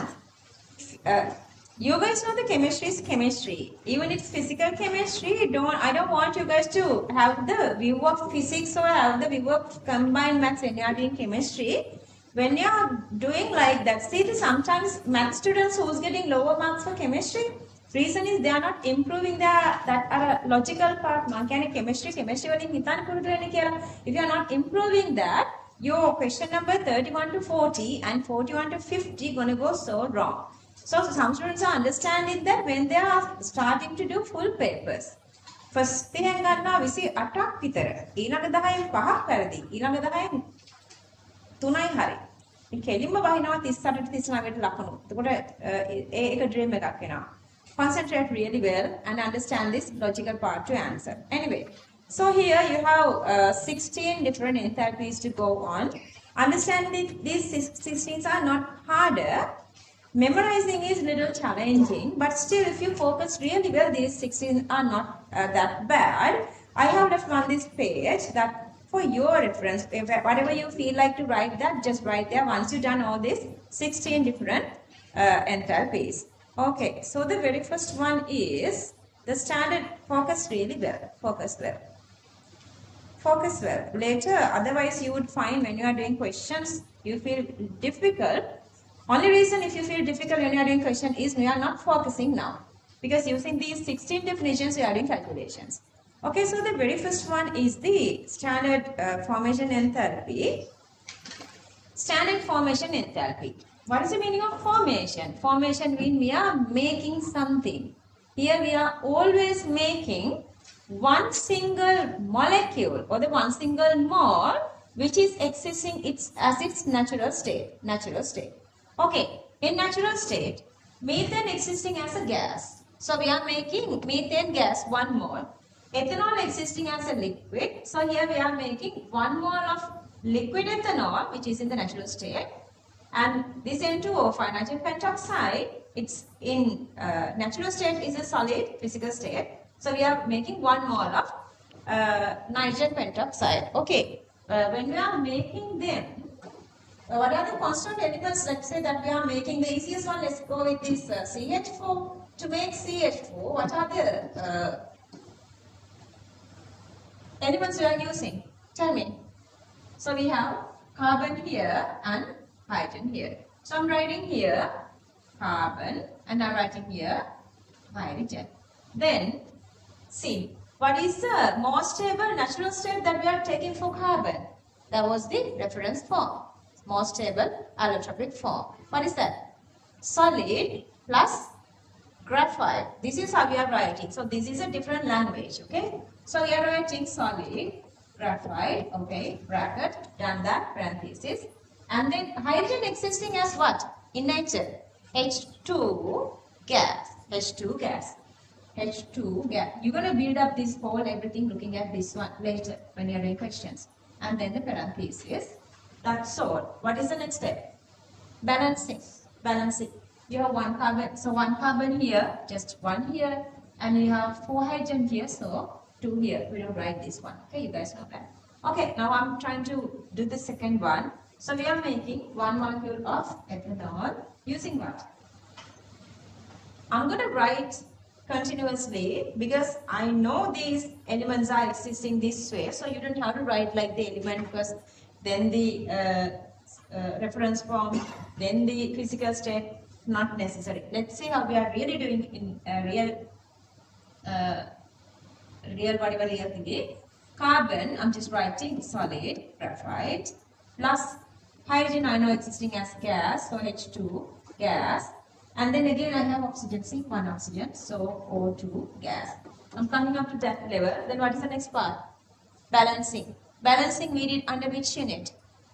Unit 3, you guys did perfectly. If you have forgotten, you guys have to go through that note again and get the practice.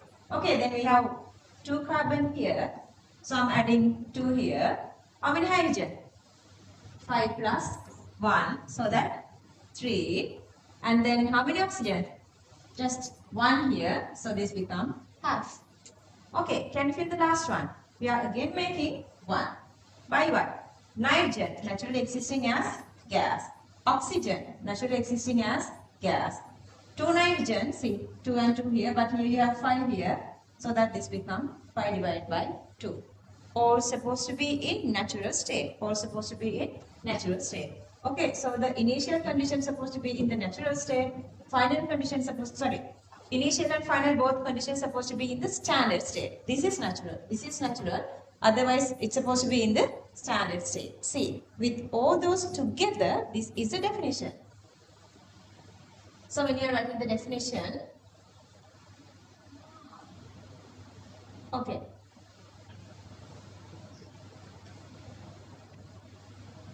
See, enthalpy associated with common definitions of the enthalpy is associated to what? Okay. Formation of compound, how many? 1 mole. That is the standard level. Okay. 1 mole of compound. So this side you have compounds here. 1 mole of compound at standard state. All these are supposed to be in the whatever the 1 mole per cubic decimeter. Those are the standard. Like the pressure is supposed to be 1 atm. That's the standard state. Standard state from the reference forms. Reference forms mean if you don't have these allotropes, that's okay. If you have allotropes, you have to go with the more stable allotrope. Reference form of the constituent elements. What are the constituent elements? Whatever these compounds are making. Carbon, hydrogen here, carbon, hydrogen, oxygen here, nitrogen, oxygen here. Those are the constituent elements in their what again? Standard state. So when you are writing any definition, you have to write like full definition. You cannot lose like one single word. Earlier they were not taking things that seriously.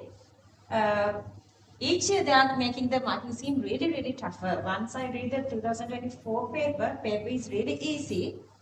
You know, everybody is saying the paper is really easy. Is it easy? You can happen in the game.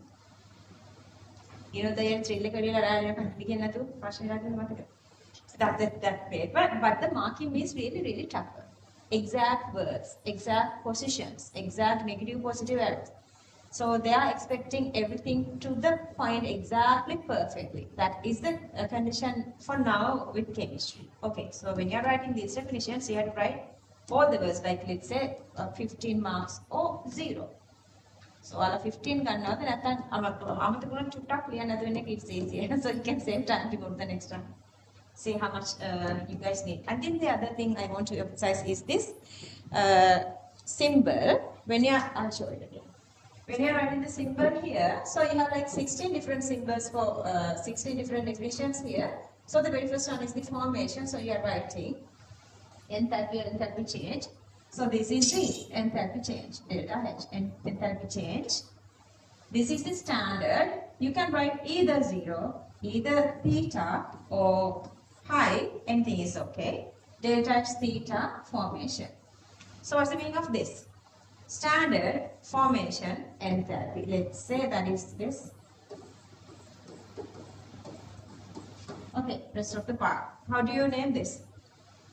නේද ඔයගලන්ට secret letters එකේ යවන්න නියම symbol set එකක් තියෙන්නේ. මේ symbol එකක් තියෙන්නේ මේක can you turn this to a sentence? Standard formation enthalpy of liquid benzene. Okay, repeat. Standard formation enthalpy of liquid benzene. Again, standard formation enthalpy of liquid benzene. Understood? It's beautiful. Yeah. That's all. That's all. අනිත් පහළම යන්නේ වගේ. අනිත් පහළමත් යන්නේ වගේ. Okay. So I'm gonna first fill this one. First fill this symbol. Delta H theta F. Delta H theta F. All these definitions we are writing together. Okay. Enthalpy associated with, let's write. Enthalpy, let's write the definition. And I don't want you guys to miss anything, that's why I'm reading. Enthalpy associated with formation of, enthalpy associated with formation of 1 mole of compound, 1 mole of compound, formation of 1 mole of compound at standard state, at standard state, at standard state from the reference forms, from the reference forms, from the reference forms. of the constituent elements from the reference forms of the constituent elements in their standard state in their standard state in their standard state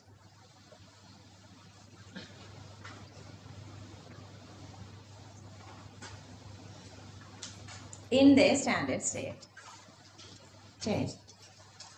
Okay. තව චුටි දෙයක් අරගෙන ගන්නකෝ. දැන් ඔයාලා මේක ලියද්දී equation එකේ තියෙන මේ elements ටික separately, don't do that. Don't write elements separately. ඊළඟට physical state separately දාන්න යන්න එපා. ඔයාලා මේක ලියද්දී continuously ලියන්න. Carbon, solid, graphite, parenthesis, plus hydrogen gas, arrow, CH4 gas, then you can balance. When you're writing on your own, you don't see these stoichiometric ratios, you have to build them up by the balancing the equation. Make sure right after you write the element, then you write the physical state. Eka later kana tiyaganna epa, ogalangati miss වෙනවා.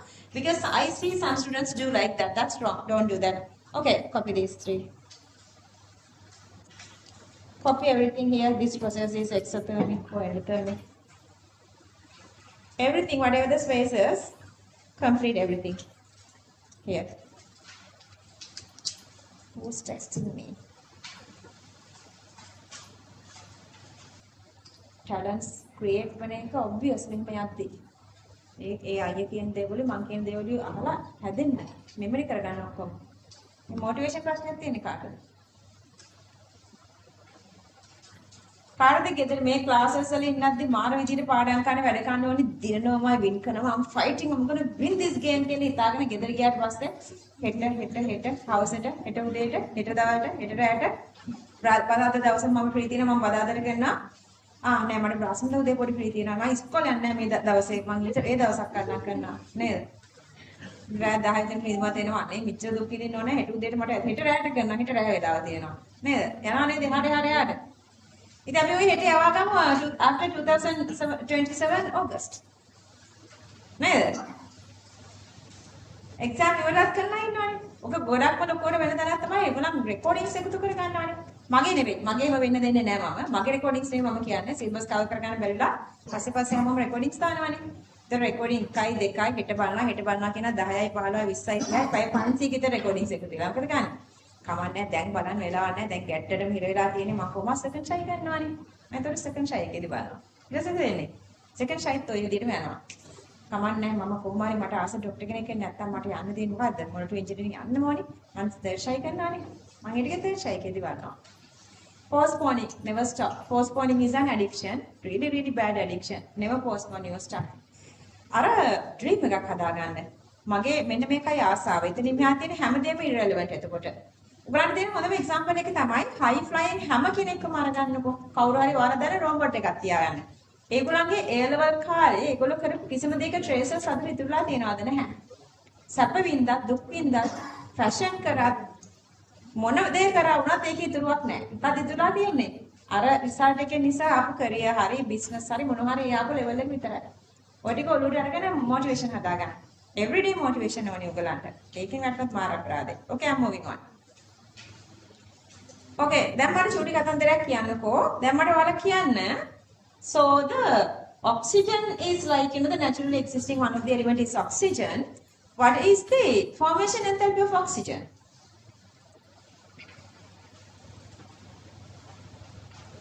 here we consider formation enthalpy of any of these naturally existing elements as zero are they real zero actually they are not real zero oxygen වලින් හැදෙන්නේ නැහනේ two oxygen atoms get together to make O2 there is an energy involved but as a standard we consider for naturally existing any elements formation enthalpy is zero එතකොට මේකත් හොඳට memory වෙන්න ඕනේ පස්සේ ඔයාලා you forget this one either O2 gas or nitrogen gas naturally existing any but if it is a reference form that is the most stable one is the only zero okay carbon solid graphite P4 solid, S8 solid.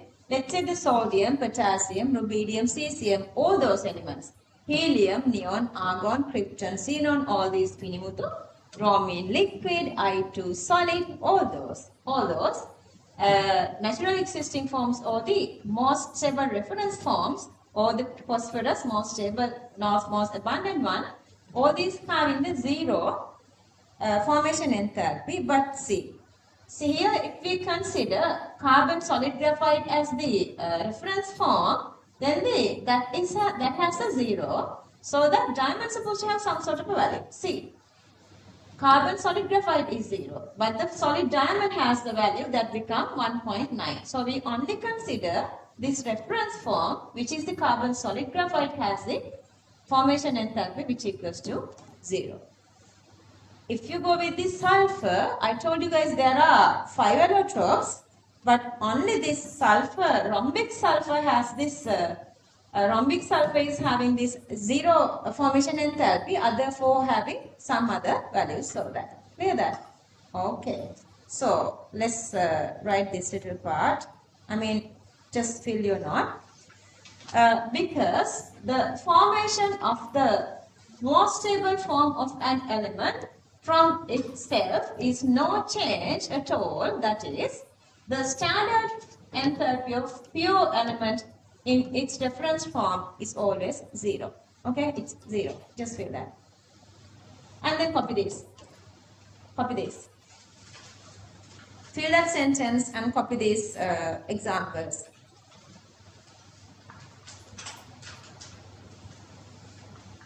Because the formation of the most stable format of an element from itself is no change at all, that is, the standard enthalpy of a pure element in its reference form is 0. Then after that, I want you guys to copy whatever it is on this brackets, just copy them. Once you understand the theory, then, let's not waste time. Fill all the spaces here.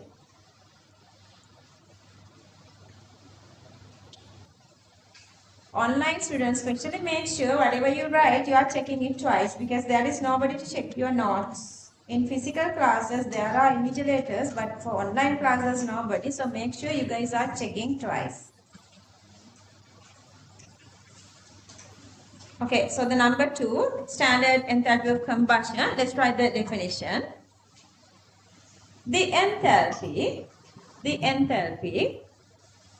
associated with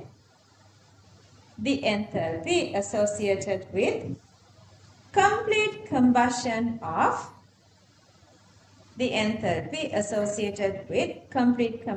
of 1 mole of element, 1 mole of element slash compound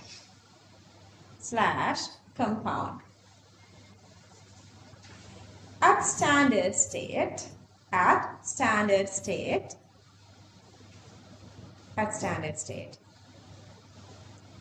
to give the products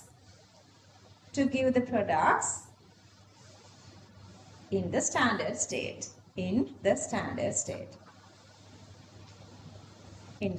state.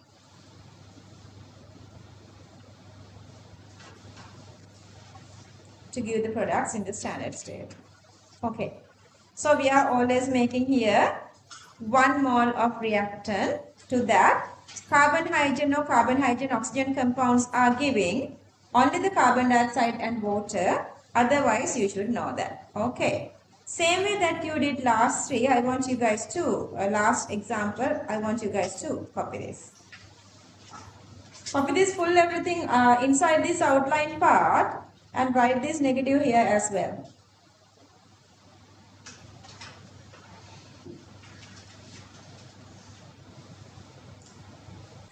So in this week's paper class, Vinodaya is doing, and some of you were like he was just expecting to send you guys this marking scheme, but as we understood, your structured essay are not that good. So you guys need a better explanation. So just go through the full explanation of that. And I told you guys before you whatever the term test, just go through 2 or 3 times of this. What you guys have to understand is that paper is standard, I know, but that is very equivalent to your final exam style. So make sure that you are improving your this level up to that level. With time, you have time, don't worry, to 1 year and 8 months for students who's working. If you are not working, even the 10 years is not enough. Isn't it, Manisha? Okay, can I move on? Sandhya, can I move on? Next one is the bond dissociation. Then tell me how many bonds you are breaking. If it is bond dissociation, how many bonds? It's supposed to be always a one single bond. You are dissociating one single bond. When you are making formation enthalpy, how many moles you are making? You are making one single mole. When you are burning combustion, you burn one single mole. So you are breaking bonds. How many bonds you are breaking? Always one single bond. Okay, so chlorine has one single chlorine bond. CH4 has, let's say CH4 has 4 bonds, but here we are considering only one single hydrogen. See, one single bond, one single CH bond is breaking. Oxygen you have O double bond O. That's again one single. It's not sigma pi, it's a one single OO bond. One single OO double bond breaking. Hydrogen again having HH. So you are just making one single bond. All the others are like going with this natural state and everything. And still, so these supposed to be gases. These supposed to be gases, and you are making again the gaseous species. Gaseous species. That is the definition. And the other thing is, let's say that you are having a couple of identical bonds. Okay. What is the hybridization of CH4?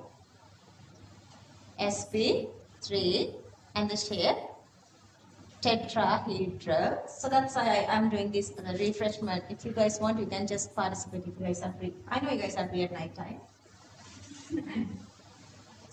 Okay, so sp3CH4, but when you are breaking bonds, one by one, when you are breaking bonds, we like, what is the properties of hybridization? Why we are doing that, Sonali? We are doing that because there are like, the 4 identical bonds. So the coming to hybridization, making all these different atomic orbitals together to make very identical shape, size, energy and everything so much identical. But when you are breaking, then they are supposed to have one single energy. But when you are breaking, they have 4 different energies. Why? You guys know the reason. What's the reason?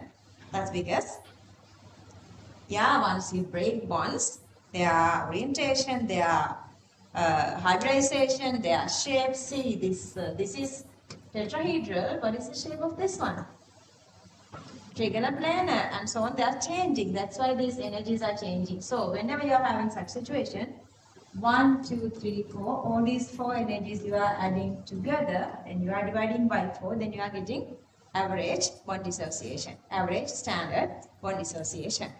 That's easy. Let's go through the definition. Let's go through the definition. So the definition here is, so the topic is standard enthalpy of bond dissociation. See, standard enthalpy of bond dissociation. Enthalpy associated with bond dissociation means the breaking of bonds of how many? 1 mole of what? What is physical state? Gaseous compound. It's supposed to be at standard state always, to convert to a constituent elements in gaseous state. Constituent element always supposed to be in gaseous state. Okay. Symbol is delta H theta D. D come from dissociation. So let's read the topic. Standard enthalpy of bond dissociation. Let's read this. Enthalpy associated with breaking of a bond of 1 mole of gaseous compound at standard state to convert to constituent elements in gaseous state. Okay. Write the symbol.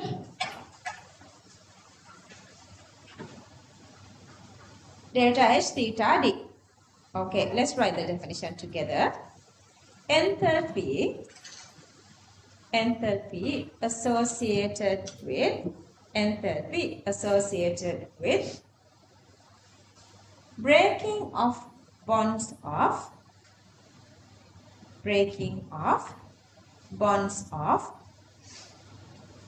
1 mole of gaseous compound, 1 mole of gaseous compound, 1 mole of gaseous compound at standard state, at standard state, at standard state,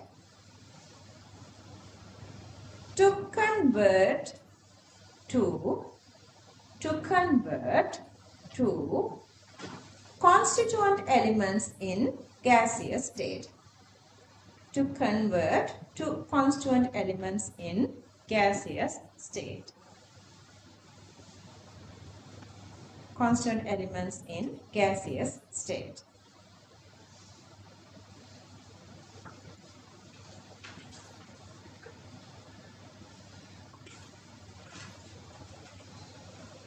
Okay, I've given one example of this value as well. Okay, use the same rows and copy everything here.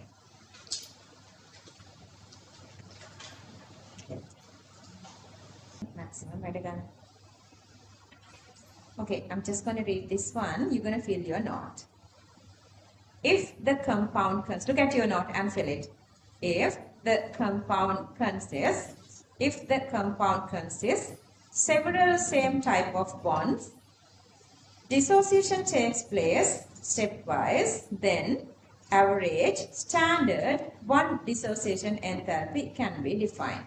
Then average standard bond dissociation enthalpy can be defined.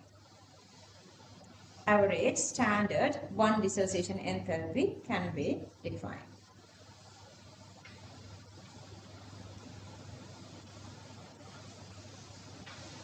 Okay, whatever the missed part, copy here.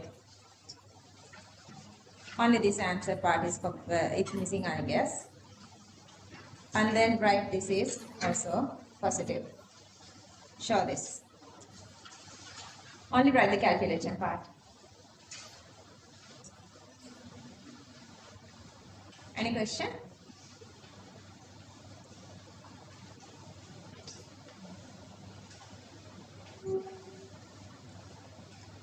Did you miss anything? The pink girl, did you miss anything? Are you okay? Okay.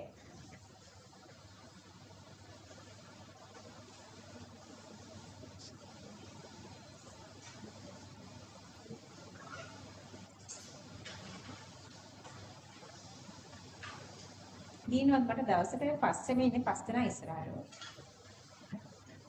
හොඳටම නැහැ. මුලින්ම හිටියා මුලින්ම අපි දවස් දෙකක් හිටියා ඊට පස්සේ දැන් ලොකු අක්කලාලානේ. පොඩි නංගිලා ඉන්නවා ඉස්සරහා. අර බොයිස් අගේ සයිඩ් එකෙත් එහෙමයි.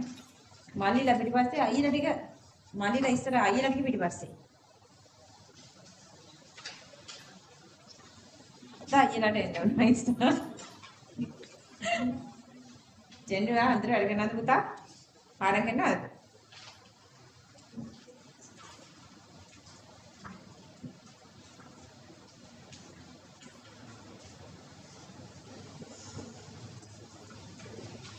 Okay, so the next one is the neutralization method. Neutralization. Neutralization goes with what? Neutralization goes with any acid or any base. Okay. So the basic reaction is between the H plus and OH minus to make water. But that's not the case of the formation of normal enthalpy of water. Okay. So if you go with the neutralization, disneutralization, see what is happening here. If you are using strong acid and strong base, strong acid, strong base. In strong acid and strong base, they are always fully dissociating. Let's say we have HCl and sodium hydroxide. These two are existing as separately. H plus and OH minus, sorry, Cl minus. And this is Na plus and OH minus. Okay. So that in the medium, you have Cl minus and sodium plus separately. But let's say if you are going with the sodium chloride. In aqueous medium, how does it exist? Always dissociates into ions. So this is again existing as sodium plus and Cl minus. So if you cancel off those, let's say Cl minus, same way existing as ions. They are just ions. There is nothing happening between them. Even they are separately or even they are together. Sodium plus still the same. So those are just acting as a independent ions. So that what is the one single reaction happening here? H plus reacting with OH minus to produce water, but that is not dissociating because we know that the water is normal covalent compound. Okay, there are no ions are there, but very, very few. Second condition, this nitric acid existing as like H plus and NO3 minus. Potassium K plus OH minus. Then again, if you go with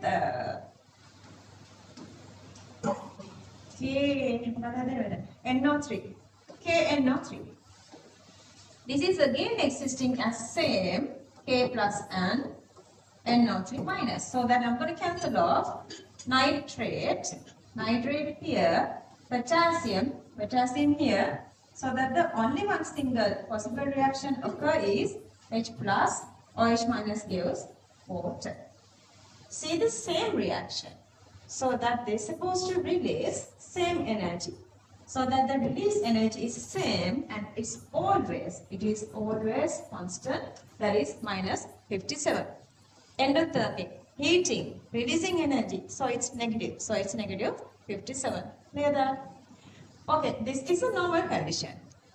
Ions are there, ions are dissociating to give ions are normally dissociating, so the only possible reaction is that we are going with formation of water. But let's say either acid or either base, whatsoever is weaker, then what happens? Let's say, okay, first condition acid is weaker, and then the second condition base is weaker. Okay, here the acid is weaker, then what happens? If the acid is weaker, still this sodium hydroxide is a normal strong base. Sodium is just existing as sodium. We can cancel off. But this dissociation is weaker. Okay, yeah, part is dissociating. A part is dissociating to CH3COO minus plus H plus.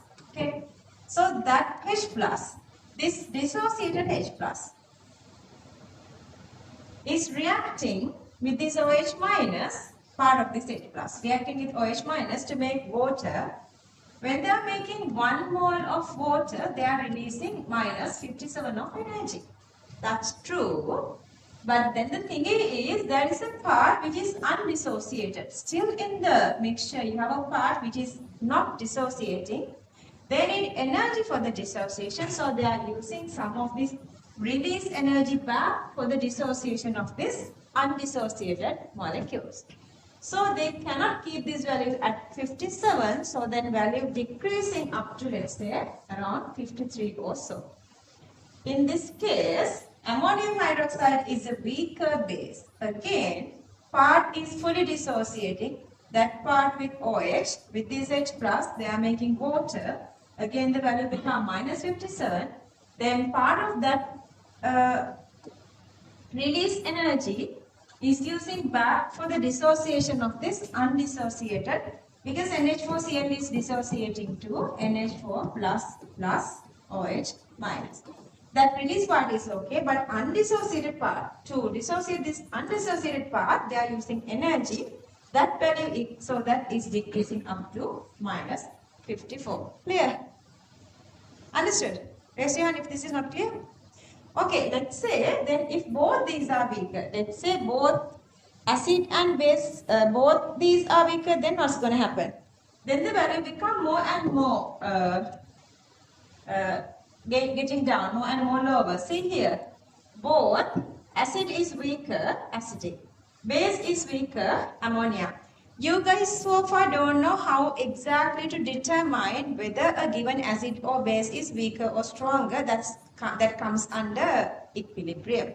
Just hang in there. Now I'm saying these are the strong acids and these are the weak acids. Once you're done with equilibrium, you know your own way to identify what are the strong acids, strong bases, and what are the weak acids and weak bases. Anyway, these two are weak acid and weak base, so that they both need energy for their dissociation, so that the value is way less than 57, and that's become minus 50. Clear that? Plus chances, there is another condition.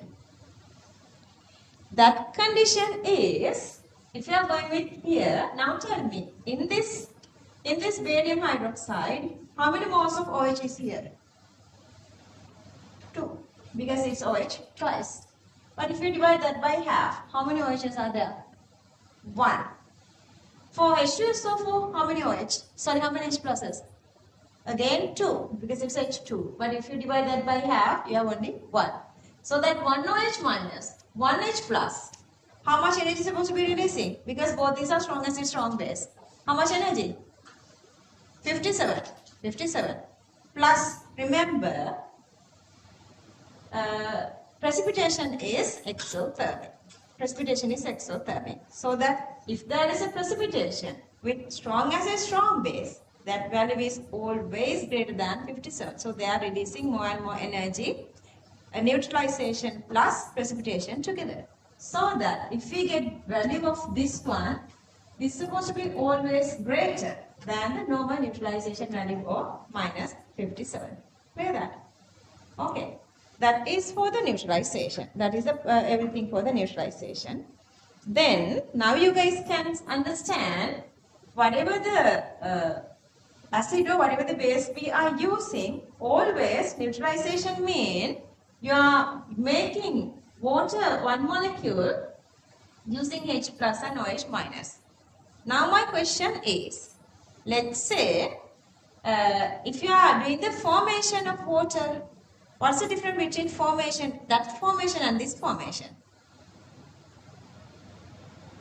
In that formation, you are starting from, Chiman, that formation you are starting from constituent elements. What are constituent elements? H2 gas and O2 gas. But here we are starting from H plus and OH minus. ආලකාර දැන් කට්ටියට මෙතනවලද? ඊට කතාවක් කියන්නද? ඊට කතාවක් කියන්නද? ඔන්න ඉතින් මම බලන දවසක් කිව්වනේ මේ අපේ අම්මම නයිකෑව කියලා. ඒකනේ ෆනි කතා. අම්මා නායකව කියලා විනා වෙවි කියන එක මම එන්නේ නැති. මම චූටි මට අවුරුදු 5ක් වගේ මට ලොකු මෙමරි එකක් නැහැ. ඔන්න ඉතින් මේ අපේ අම්මා දවසක් අපි ගිරෙන් කෑ ගානා බුදු අම්මෝ මාව නයිකෑවෝ මේක කන්න කවුරුත් නැද්ද කියා අපේ කිචන් එක වැට්ට වහලා කෑ ගානවා. යාළුවනේ මිනිස්සු අහලා මිනිස්සු ඔක්කොම වට වෙලා දැන් ණය හොයනවා. එහෙන් අම්මා ඌ ගාලා කෑ ගානා පුටුවක් මොකක් හරි ස්ටූල් එකක් හරි වගේ ඉඳගෙන හිටියේ මට මතක නැහැ එච්චර. කෑ ගග හනනවා අම්මා. ගෙදර තාත්තත් නැහැ කවුරුත් නැහැ අම්මයි මම විතරම හිටියේ. ඊට පස්සේ අල්ලමු ගෙදර වැඩ කරගෙන හිටියා මනස ඒ කාලේ කොට බැම්මම මට මතක හැටියට ඒ මනස කොහොමද බැම්මෙන් පැනලා. එතන දෙපැත්තෙම කැලෑ බල් බැම්ම දෙපැත්තේ කැලෑවත් තිබුණේ කොහොමද පැනලා. ඒ මනස කුලි වැඩ කරන තනිය මනසේ මේ මනස දෙකටම පාත්තා බිමට අපේ අම්මගේ කබලි මාවට ඉන්න කාලා තිබුණේ.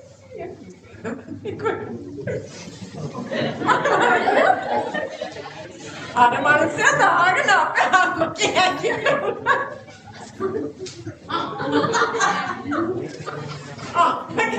විසා දිනක්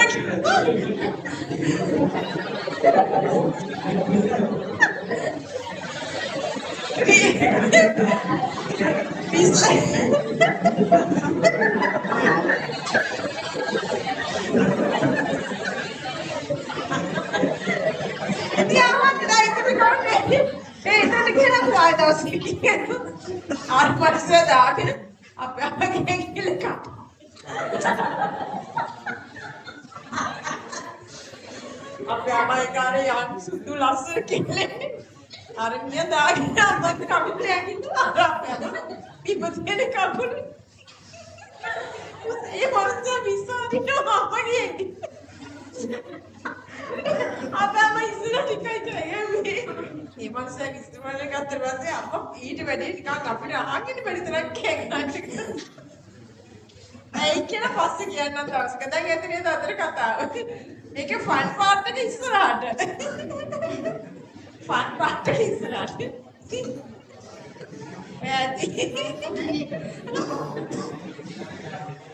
දැන් කියන්නේ අර ෆීලිංග එක කියන්නේ ඔන්න තේරුම් ගන්න. H plus aqueous එක OH minus aqueous එකතු වෙලා water liquid 1 mole හැදෙනවා. ඉතින් පාඩේ හවුස් එක කියනවා. හරි. ඉතින් පාඩේ කියනවා අර 10 12 රෑ 10 දවල්ට නම් ඔන්ලයින් කරන්න කරන්නේ. Okay, standard enthalpy of neutralization. You guys have to memorize these symbols separately. Neutralization we are writing as NEU. Shush, come back, come back. Delta H theta neutralization, NEU. See, enthalpy change associated, we are always saying that. Formation, no. See, again we make it. We are making 1 mole, but this is not formation. You guys know this is neutralization. 1 mole of liquid water, but from what? 1 mole of H plus ions and 1 mole of OH minus ions at standard state. See, 1 mole of H plus, 1 mole of OH, you are making 1 mole of liquid water at standard state. If this is always giving strong acid and strong base, this value is always minus 57. Okay, let's read the topic. Standard enthalpy of neutralization. Okay, fine. Let's read the definition. Here next. Yeah. Enthalpy change associated in formation of 1 mole of liquid water from 1 mole of H plus aqueous ions and from 1 mole of OH minus ions at standard state. Okay, copy this symbol.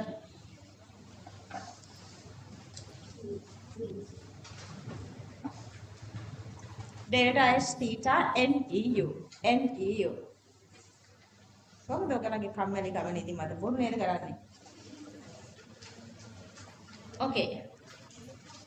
Let's write enthalpy change associated. Hey. දීලා නේද තියෙන්නේ මම දැන් මැප්පුවා. ඔක ඉංග්‍රීසි medium කලම්බේ කට්ටියට කරානේ. seriously. අපි තවසලක් එක නිසා කියමු. ඔයගොල්ලෝ ලියන්න ඕනේ තනියම. ඔක ලියන්නේ නැතුව දීලානේ තියෙන්නේ. ඒ නිසා කියවන්න එකට එක සැරයක්. Look at your note. Look at your note. මේ chances ඔයා දාන්න කියන්නේ මොනවද? equation එකද? equation එක අපි එකට කට්ටියම ලියමු. දැන් read කරන්න. Enthalpy change associated in formation of 1 mole of liquid water from 1 mole of H plus aqueous ions and from 1 mole of OH minus aqueous ions at standard state. And this process is always endothermic. Okay. Sorry, exothermic. Copy this. Equation and then this.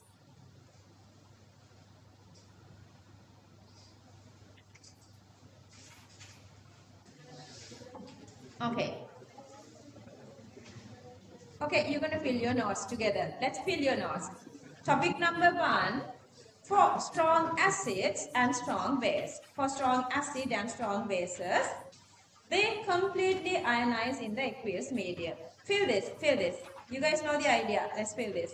They completely ionize in the aqueous medium.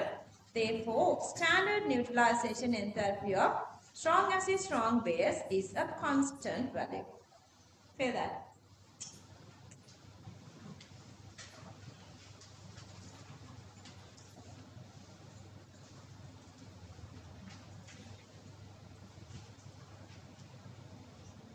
Okay, then copy these two.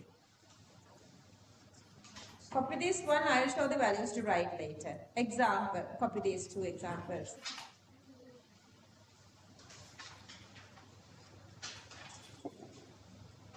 Go with the given space. තේරෙනවනේ ඔයගොල්ලන්ට වැඩ කන් තියෙන උමනා.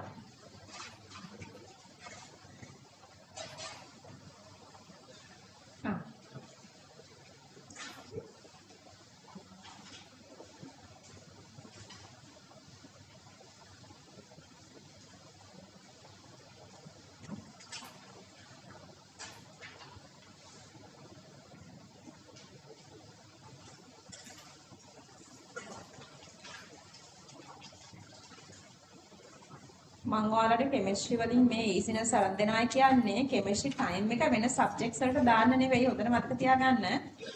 වැටිච්ච තැන එතනින් ගොඩ එනවා මිසක් කෙමිස්ට්‍රි ටයිම් එකකට ගන්න බෑ. Finished? Okay. Moving to the next topic. Okay, we're going to write together. You look at your note. Look at your note. Topic number 2. Raise your hand if you're not finished. Not finished? Really? Oh, sorry. Okay, go on. Topic number 2. When acid or base is weak, they do not undergo complete ionization in aqueous medium. The ionized molecules participate in neutralization and energy is released. This released energy is used for dissociation of unionized molecules. Then only they can undergo neutralization.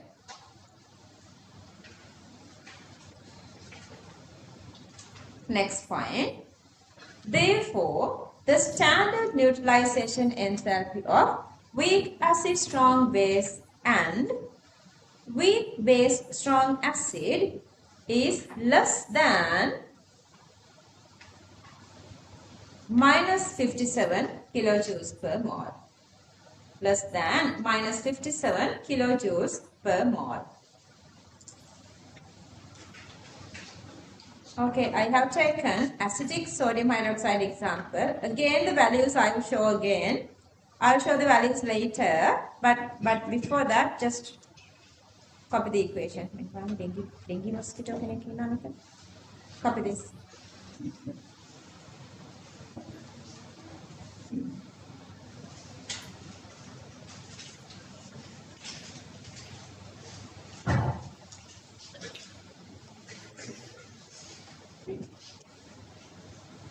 Hina තමයි කෑම කන්නේ චූටි මඩුවා.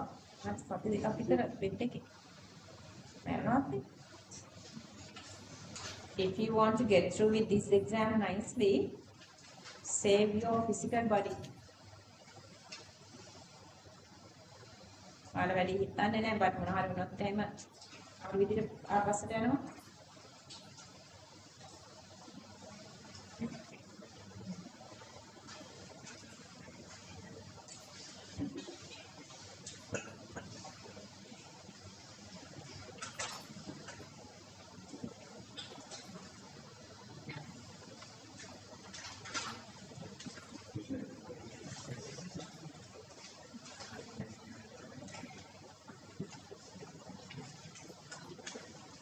And also another statement එකක් තියෙනවා ඔයගලන්ට happy news එකක්. දැන් මෙයාලා ගියාට පස්සේ ආයෙ 25 set එක එනවනේ.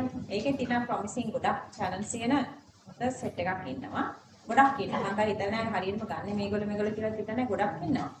ඒකෙන් ඔයාලට අර කලින් වගේම combine physics උත් අහගන්න පුළුවන්. උත්තර balance තියෙනවා ඒක. ඒක අපි කෙනෙක් ඉන්නවා මේ A2යි C1යි. She had like best challenge for chemistry and physics. එයාගේ C1 biology. Yeah, මාර විදිහට shock වුණා results සමහර චමත්කාර පිට වගේ මාර විදිහට shock වුණා because she never thought she would not be able to select it. අන්තිමට එහෙම වුණා. ඒ නිසා උමනාන් වැඩ කරන්න ඕනේ. Big support මම අරන් දෙනවානේ. කොහොමද තියාගෙන උමනාන් වැඩ කරන්න. Okay, let's go with the next topic. Hang in. Copy these two. Copy these values. Let's copy these values. මේ දෙක දාගන්න. Delta H theta neutralization minus 53 kilojoules per mole. Delta H theta neutralization minus 54. ඔය ලියපු දෙකට ඉස්සරහා මේ numbers දෙක දාගන්න. For the two equations we have written already. Just copy these two delta H values. Minus 53 and minus 54. ඔගොල්ලෝ ලියද්දී මේ අකුරෙන් අකුරට number එකට symbol එකේ කැලේ කැලට බලන්න එපා. Just absorb everything. Then write everything back. Then you are getting the memory. එහෙම නැතුව අර මේකේ තියෙන මේ චූටි part එකෙන් part එකට check එක ලියන්න පුරුදු වෙන්න එපා.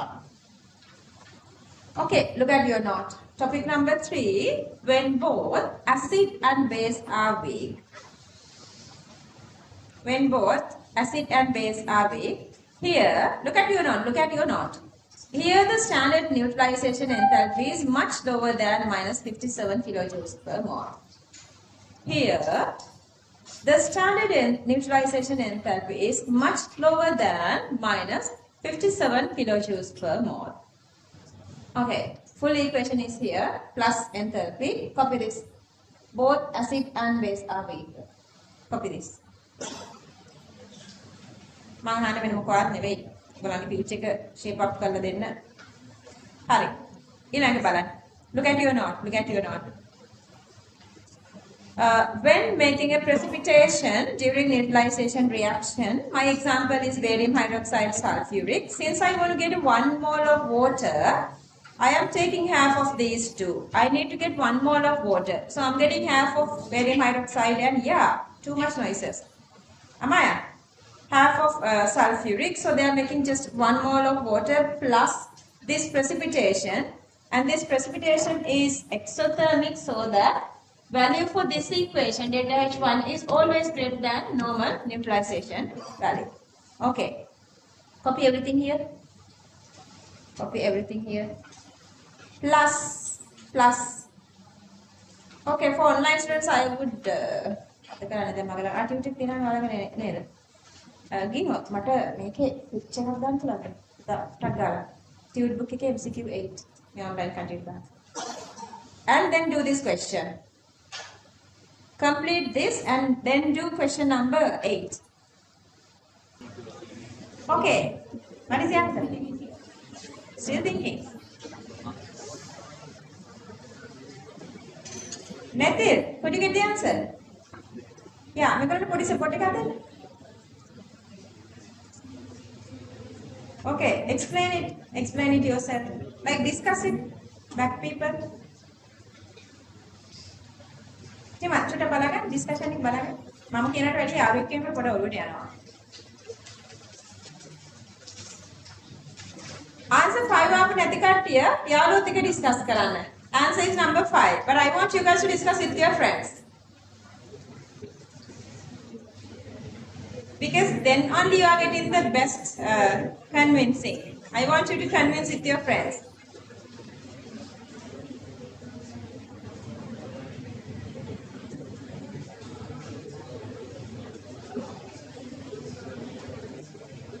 බලන්න කතා කරන දේවල් හරියට කියන්න.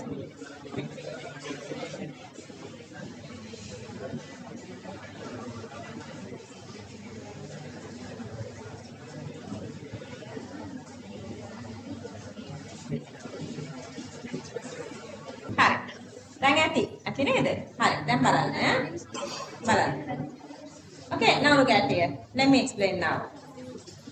Remember guys, we said minus 57 comes to strong acid, strong base. Let's see how many strong acid, strong base are here. It doesn't matter the negative charge. They are asking heat evolved. Heat evolved. Highest heat evolution come from strong acid, strong base. So let's find the strong acid, strong base. That is these two. See, HCl and sodium hydroxide. HCl, sodium hydroxide, these two are strong acid, strong base. So they're supposed to, okay, see all the way here, from here to here, 0.1. So I'm not going to go about the values, okay? So then HCl and sodium hydroxide, let's say if this is 1 and this is 1, then they are making 1 mole of water. So they're supposed to be the greatest. So then the delta H1 is the greatest, delta H1. And then here, HCl is stronger, ammonium hydroxide is weaker. If we go with the second condition, HCl is stronger, ammonium hydroxide is weaker. So that sum of the release value, that sum of the minus 57 release value is using for the dissociation of this weak base, concentrated weak base. So then this is supposed to have the second smaller value. But if you are going to the third one, here if you are going to this acetic acid and ammonium hydroxide, both these are weaker. So they release 57, but more energy is now absorbed. This time they want to dissociate both acidic and ammonium hydroxide. That has the third, the smallest one. And then this one, sulfuric and barium hydroxide, again is stronger. See, all these I have given now today itself. If you are not getting the answer, it simply means you are not focusing enough. Sulfuric and barium hydroxide are strong acid and strong base. And still we were using 0.05 and 0.05. You guys know you have H2 here and OH twice here. H2 means you have twice of 0.01. Twice of 0.05 is 0.1. Then you have 0.1 OH minus, 0.1 H plus, let's say 1 and 1. Then again you are releasing 1 mole of H2SO4. If you are using same amount, okay? Actually, you are using 0.5, so the same. If it is 1, this is 2, but you are using 0.05, so this is 1, okay? Just remember that. 1 water, so this one and this one supposed to have the same value.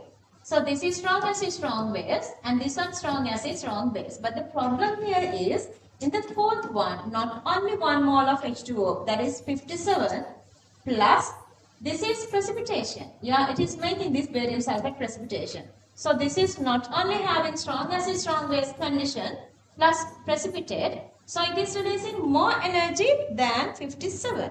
So that's supposed to be having the highest value. So delta H4 become the highest then. Raise your hand if you don't understand this one now. I guess really okay. Okay. So let's copy this little part here. Copy this.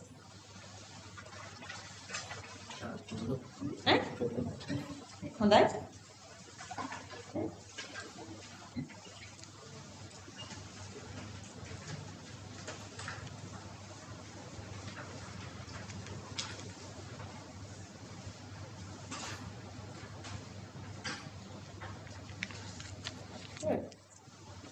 Circuit 12 12:30.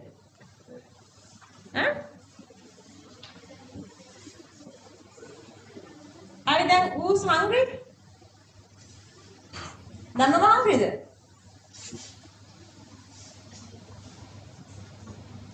දැන් ඉතින් කියන්නේ boys ටික late උනේ අයියේ ටිකක් වැඩිපුර කාලානේ ආවේ ගෑන් ළමයි ඉතින් කන්නේ කියනවානේ. ඉතින් බඩගිනි නේද?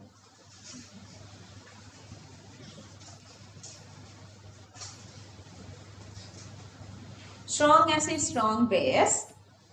Strong acid, weak base.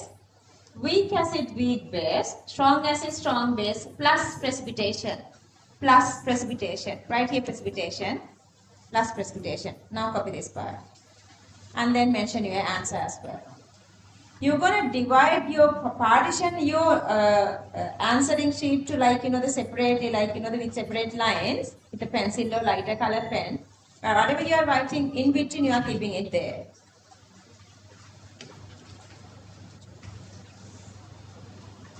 And remember, online students, you're supposed to have this notebook and tude book to both separately. Okay, this is the tude book.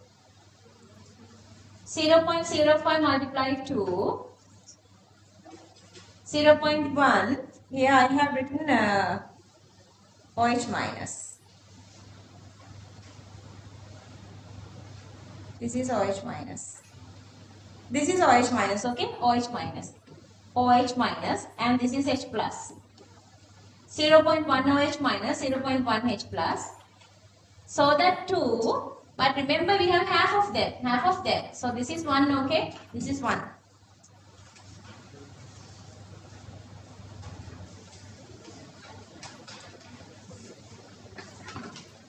Because I know you guys are improving really well when we are doing this, the classifies 1 by 1 so good. So I want you guys to go such path with physics and combine as well. I don't know combine how they are making these questions. I want to do that special for physics. That's why I am planning to do this with 25 students to give you guys this paper class. Moving on. Okay. ඔන්න අලුත් වචන තුනකට එනවා. Listen.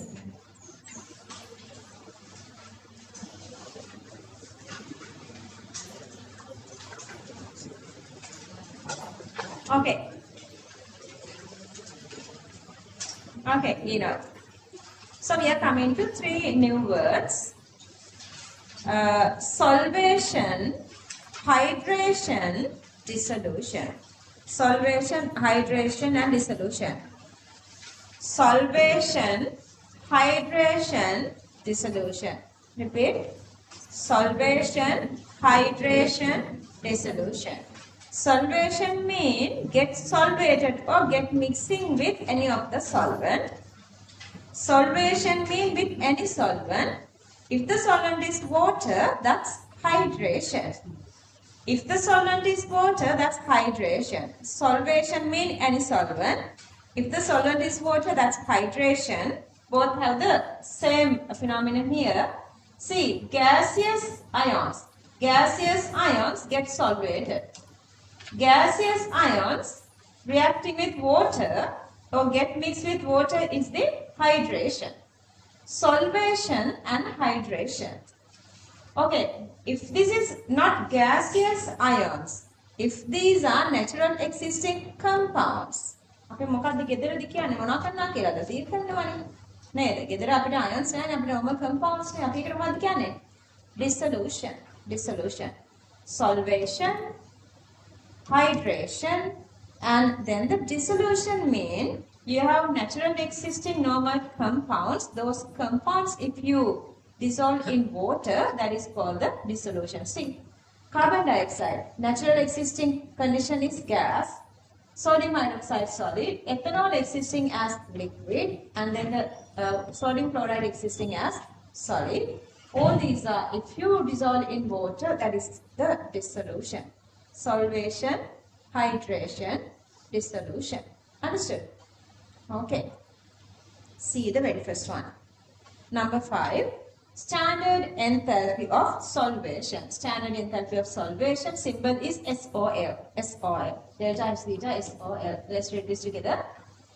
Enthalpy change when a mole of gaseous ions in the standard state changes into a solution to form 1.0 moles per cubic decimeter.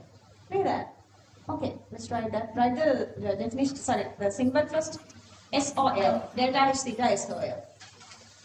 This is easy. This part is easy. Rest of everything is easier.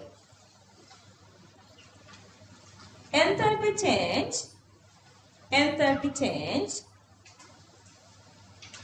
when a mole of enthalpy change when a mole of gaseous ions. Enthalpy change when a mole of gaseous ions in the standard state. In the standard state. In the standard state. Changes into a solution. Changes into a solution to form 1.0 moles per cubic decimeter. 1.0 moles per cubic decimeter. And then copy the equation.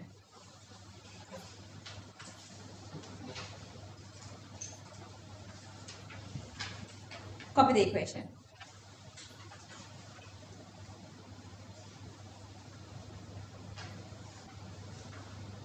Number 6, standard enthalpy of hydration, enthalpy change that occurs in formation of 1 mole of aqueous ion sorry, 1 mole of aqueous ion from 1 mole of gaseous ion. 1 mole of gaseous ion. In the presence of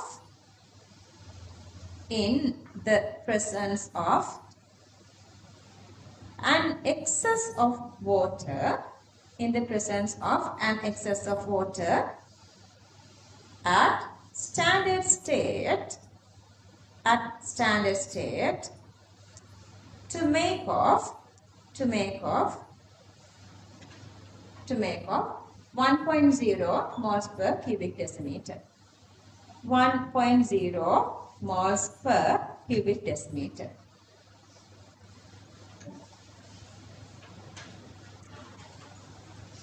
Okay, let's copy this.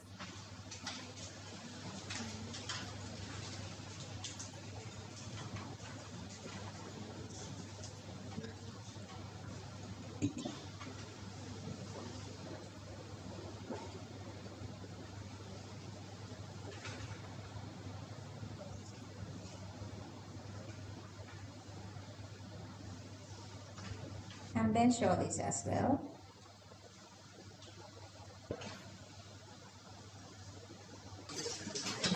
Okay, 12 to 12:30 is your lunch time.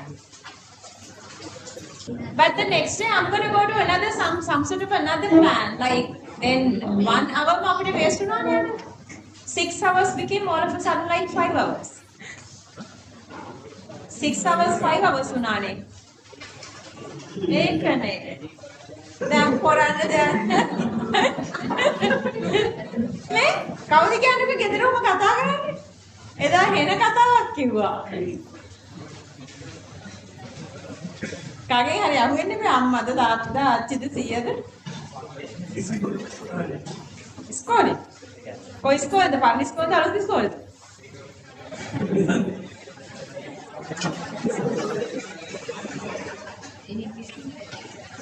අපි ඉන්නේ 7 වල නේද? 6 done. Yeah, we done with the 6th one. We are in the 7th one. Sir තමයි මේගොල්ලන් මේ too much උඩ දාලා කරන්නේ. මම නෙවෙයි. මට ඇවිල්ලා කියලා ආශා පව් වත් එක දැන් දිගෑරියේ කන්න වෙලාව දෙන්න ඕනි ළමයි තාම පුංචි.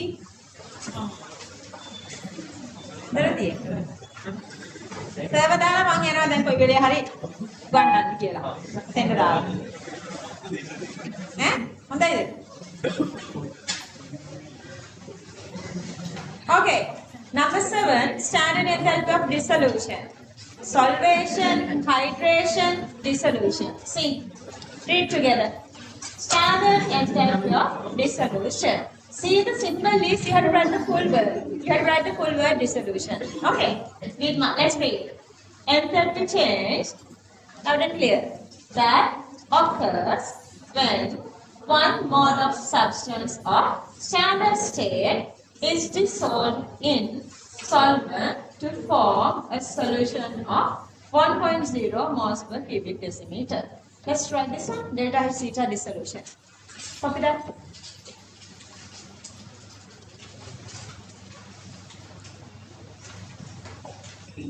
Delta H theta dissolution. Sorry, it's there.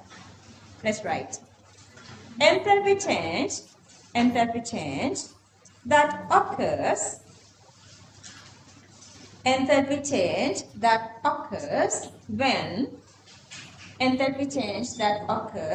when one mole of substance at standard state is dissolved in solvent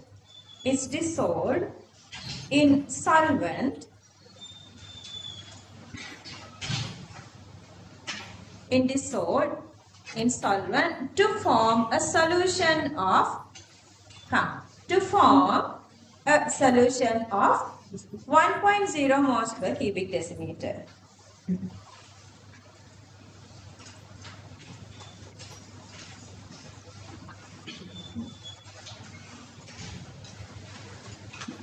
Okay, I'm just going to keep it like this because some of you still need to write the definition. Copy this part, copy everything here. And students who comes to the class being late, you have to write delta H theta dissolution, and then the definition, and then down here everything. And show this is plus or minus.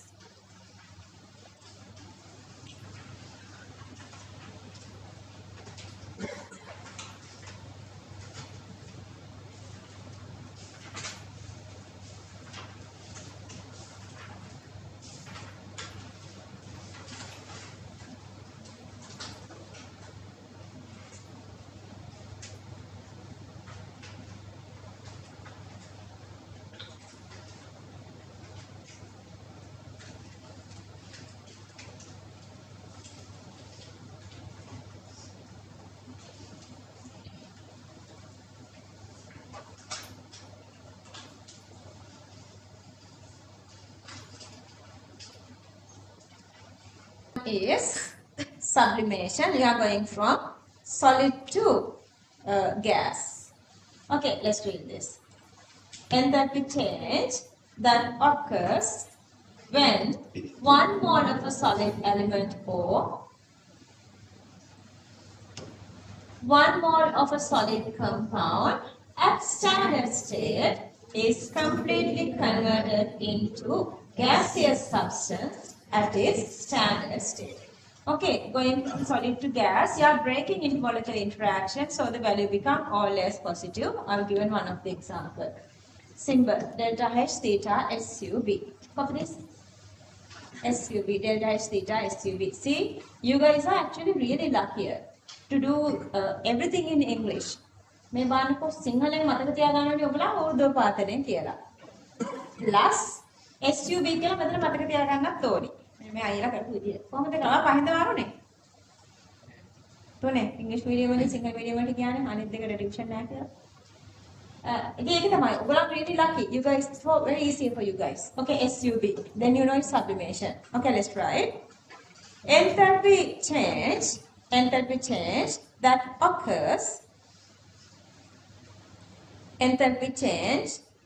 occurs when 1 mole of a solid element, when 1 mole of a solid element or 1 mole of a solid compound, 1 mole of a solid compound at standard state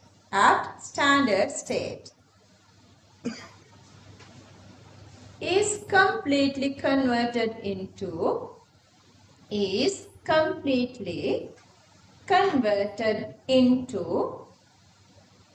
gaseous substance at its standard state. Gaseous substance at its standard state. Gaseous substance at its standard state.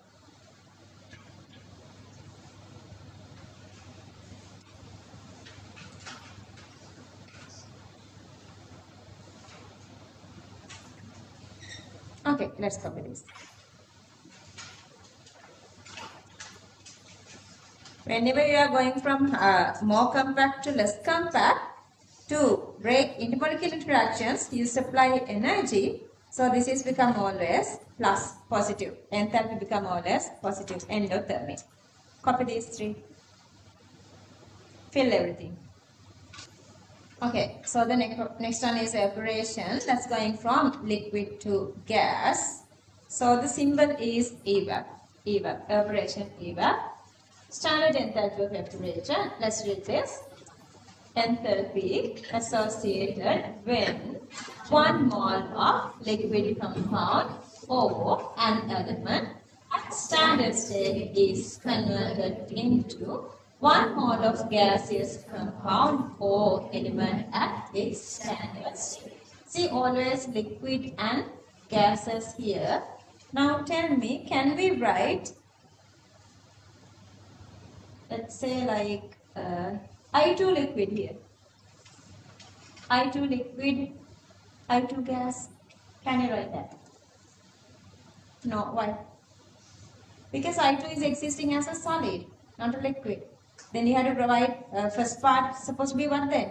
Solid to liquid, liquid to gas. Solid to liquid is sublimation. Then there are two enthalpies, sublimation plus evaporation. Understood? Naturally existing, natural level you are writing here. That's why we can get mercury. We cannot get any other liquids if it is not in the liquid form. Let's say we are writing here magnesium liquid. That's not possible. Magnesium solid to liquid, liquid to gas. Okay, let's try it. The symbol is delta H theta evap. Delta H theta evap. Let's try the definition. Enthalpy associated when 1 mole of liquid compound, enthalpy associated when 1 mole of liquid compound or an element. 1 mole of liquid compound or an element. At standard state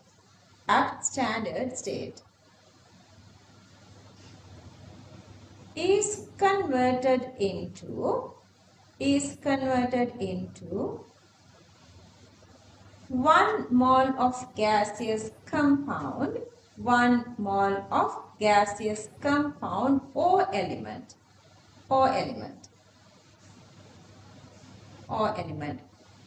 at its standard state, at its standard state.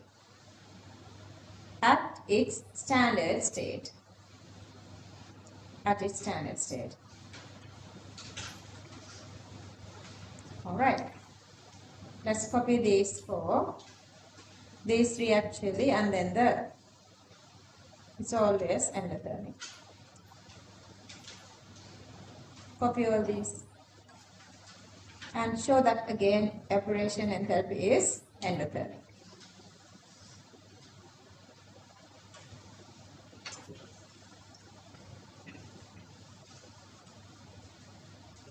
Moving on.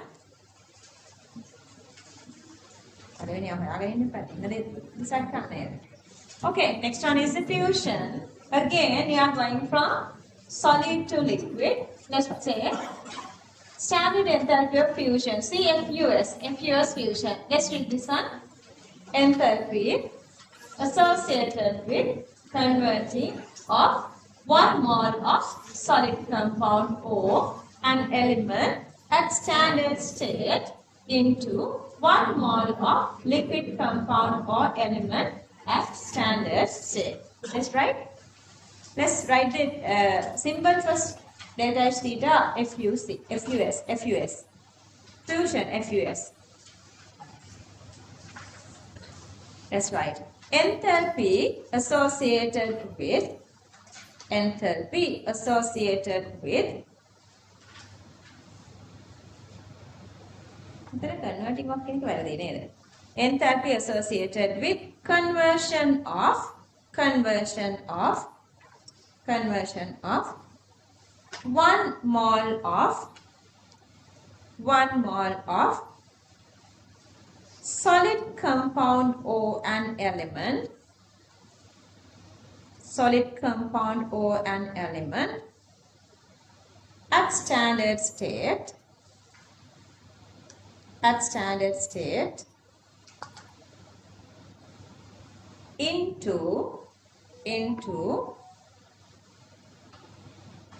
1 mole of liquid compound or element, 1 mole of liquid compound or element at standard state into 1 mole of liquid compound or element at standard state. Okay, let's copy everything here.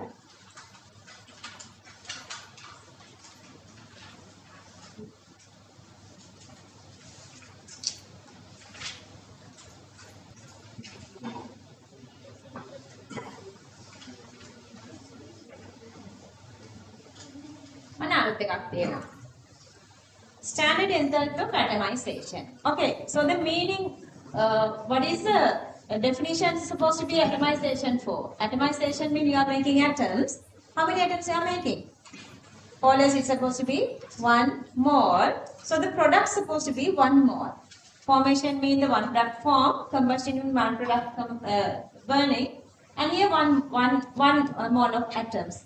So chlorine atom, bromine atom, iodine atom, sodium, one single atom. But the natural existing level are Cl2. So from Cl2 gas, bromine natural level, how does it existing? Liquid. You guys know in room temperature that's a liquid. Iodine existing as a solid and sodium also existing as a solid. But when you are balancing this, you need have here. But this one you are just writing sodium solid to sodium gas. Can you tell me another definition for this one? Another enthalpy for this last one, sodium one. Yeah, what is it? Sublimation, because you are going from solid to gas. So these enthalpies are interconnected to each other. Okay, so let's read this one. Standard enthalpy of atomization. Let's read together.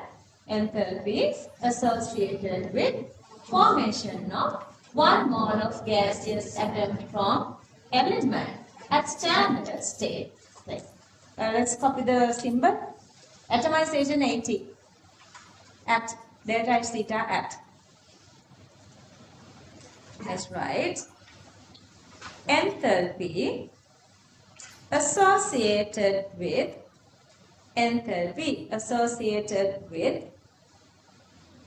formation of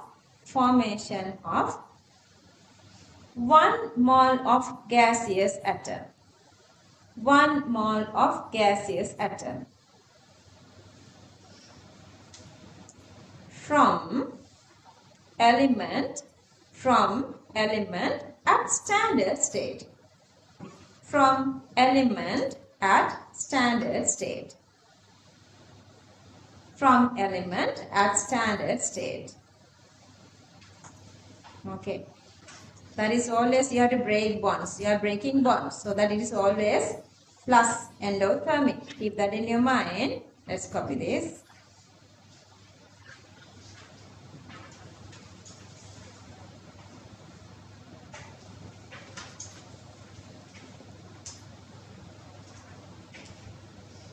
So, moment of truth is coming in the main, but there are a couple of more definitions to go, but still. What do you say? What do you say?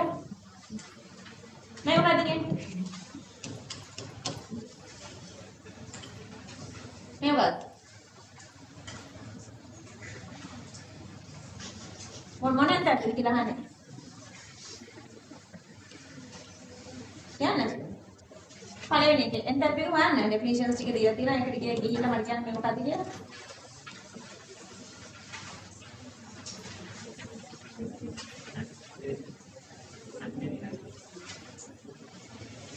Atomization no එක atom එකනේ.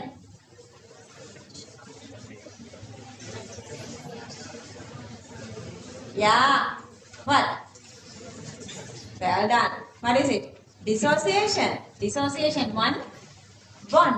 One bond. One bond. What is this one? Atomization. This is atomization. One atom. One atom. So if you divide this equation by 2, you are getting this one.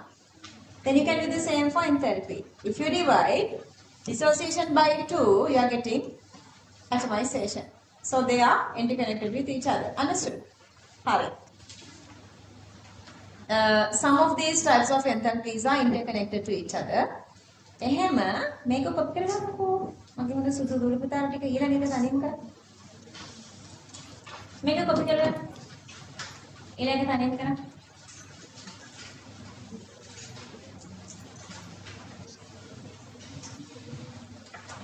Copy this. Do the next one all by yourself.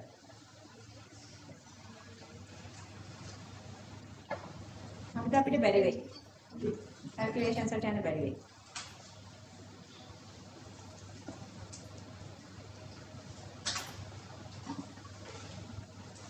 මේ හතරම එක දවසකින් යන්න කොහොමද? Exam එක කලින් හරි ඉවර කළා මේ.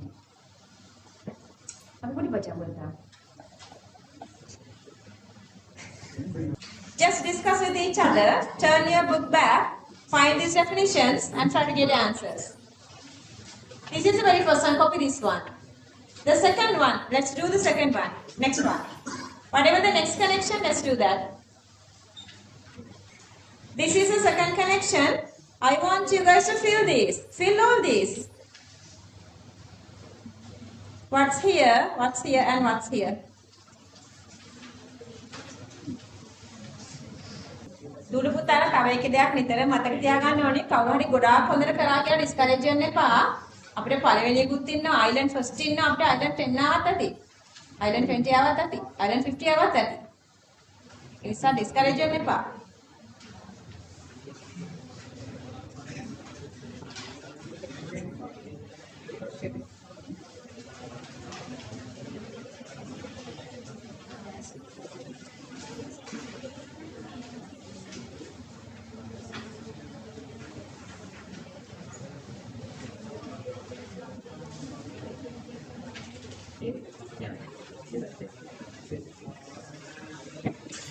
See the key factors. Here you are going from liquid to gas.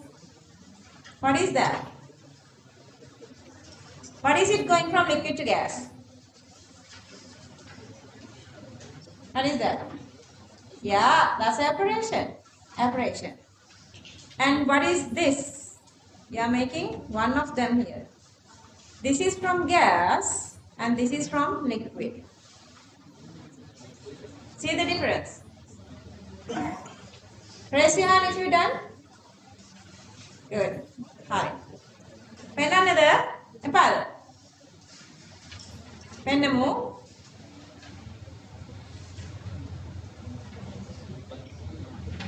How about the maker?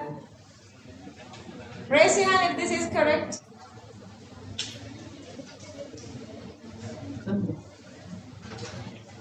Huh? Wow, good, good, good. Well done. අනිත් අය යාළුවොත් එක්ක ඩිස්කස් කරගන්න. මම ඩිස්කස් කරන්න කලින් you guys can just discuss with your friends what went wrong. Which part is wrong and why it is wrong. Aya.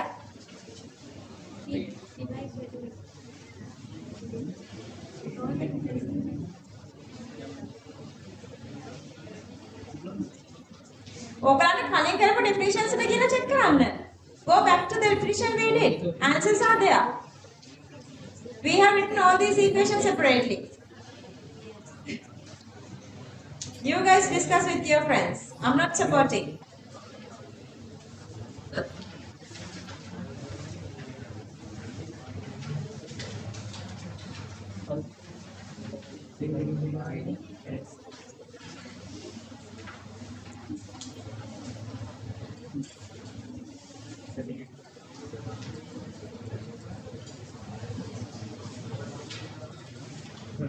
Okay guys, I'm supporting a little more. Go with definitions 11, 9 and 3 and check back. 3, 9 and 11, those definitions. I want you guys to absorb yourself. Sanitha Baba, are you okay? Very silent today. Understanding? No.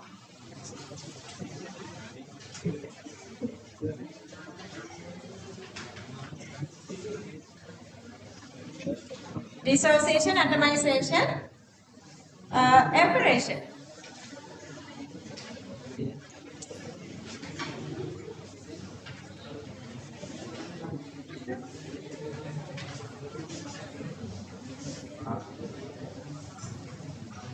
Okay, listen everybody here. Look at everybody here. See these three definitions. Everybody, look at here. Okay, so liquid to gas, that can be either atomization or evaporation. If it is an evaporation, how many moles of bromine you have to evaporate? 1. But here you are not evaporating 1 mole, but you are making 1 atomic mole here. So then what is the definition? 1 atomic mole. So that is atomization. Understood? And then this one, okay. So this one, see, liquid to gas and here gas to gas. Gas to gas. Liquid to gas, 1 mole you are making of atom, so the atomization. But here, gas to gas, but you have Br2 here, okay? Again Br2 here. So this is dissociation. You have Br2, you are dissociating. Then this is supposed to be 1. Since you have half here, this is supposed to be dissociation divided by 2. Correct? And then this one, liquid to gas is evaporation, but still, since you have half Br2 and here half Br2, you are dividing evaporation by 2. Hari. Third prashna thirana, raise your hand, I'm coming to you. Anybody?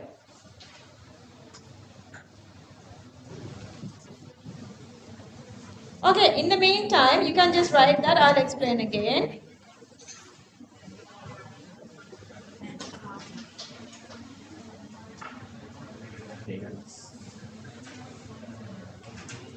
Better dissociation. You have made 1 word. 1 word. Okay, can you go back to dissociation definition? So this is supposed to be one mole of force. But we remember one more. We have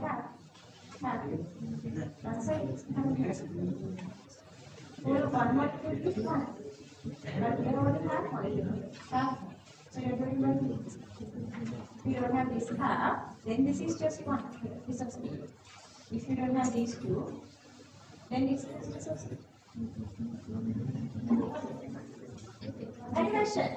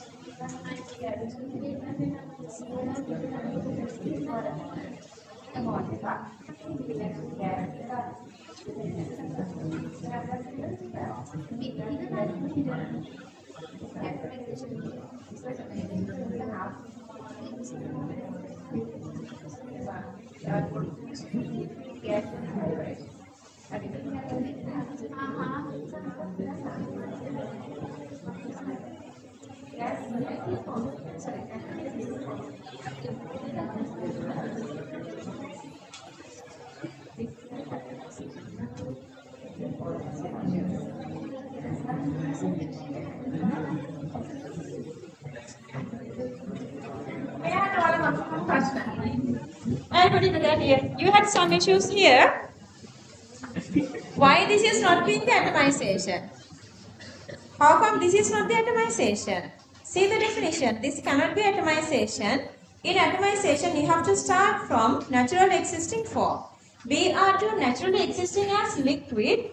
So this cannot be atomization. Understood? So this you have only one single definition here is this Br2 gas to Br gas, that is the dissociation, but still some are having issues. Why you are dividing this by 2? Are you guys okay? Then 2 නෑ මේකේ 2 කොහෙවත් නෑ. දැන් මේකේ දෙකක් දාන්න ඕනේ. Okay, one molecule, one bond breaks, you are making 2 atoms, so that is dissociation. But here you don't have one. But in reality you have only half. Br2 here, half. When you're having half here, you divide this by 2. And then again, since this is liquid, natural existing form gives the atom. Gaseous form gives the atom, that is the by breaking bonds dissociation. This is called the atomization from liquid to gas. This is gas to gas. This is easy to understand. Liquid to gas is the operation, but still half. So the definition is supposed to divide by 2. Are you guys okay here? Still having issues? Hey, mark at your hand. Okay, another? තමත්ද? හරි. අහන්නකෝ මේක ඔයාලට okay නැත්තේ definitions ටික not memorizing enough. So what you're supposed to do is go home. Now you know. Now you guys know when I teaching you guys the definition, you guys are feeling really easy. You're going really smoothly. But this is the way energetics. See, when you are coming to questions, that I told you, each and every single dot, cross, dash, everything is really important. Go through the definitions. Memorize the definition. Then come back here. Otherwise, this is really difficult. Okay, rest of those two are homework. And the other thing, these are state functions. We are going from here to here. Then we have two parts. This is the first part. That is the atomization one. Then the other part has two steps from here to here. So that this plus this together. So these two together, but you have these two common, so I divide by 2. So that this part is supposed to equal to from here to here this part. So again, so that first atomization equals to evaporation divided by 2 plus dissociation divided by 2. Okay, to get this best knowledge, I have given another 2. Go on with that. Then you're going to be alright if you've done all this. Can I move on? Moving on. Okay, these are easier. I'm just going to go on because same definitions I have given you guys for Unit 1. Unit 1 definition. IE1, you guys know that. Let's read this. Ionization energy. Let's read. Enthalpy change that occurs in formation of 1 mole of gaseous unipositive mean +1 unipositive ions at standard state by removing an electron from each atom that is most weakly bonded to the nucleus from 1 mole of gaseous atom of an element at standard state. One electron getting away, you are getting unipositive from the natural existing. Plus again they are saying weakly bonded. What's the meaning of weakly bonded? Valential electrons, outermost shell. අම්මගේ atomic කෙනා නේද? Uniform අපි කරා මතකද? පොඩි චූටි කාලේ. නේද? Nucleus එකට away තියෙන එක්කෙනා මොකද වෙන්නේ? Less nuclear attraction. So it's easy to break down. So that electron is so that getting away. Okay, let's try this symbol. Delta H theta IE1. I'm going to go like smoothly with this because these are like easier. And we did this earlier. IE1, delta H theta IE1. Let's write the definition. Enthalpy change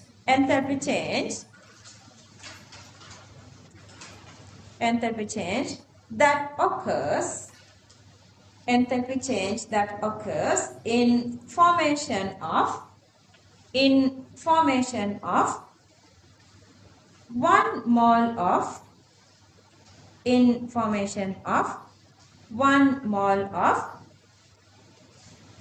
gaseous unipositive ion. Gaseous unipositive ions. At standard state, by removing an electron from each atom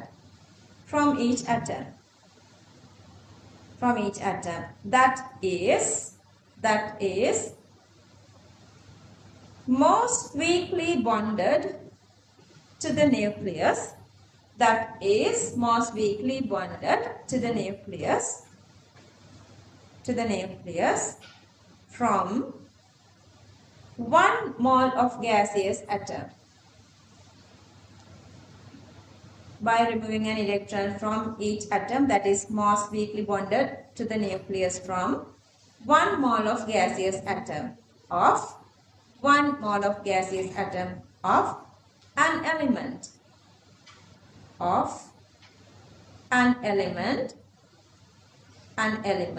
at standard state.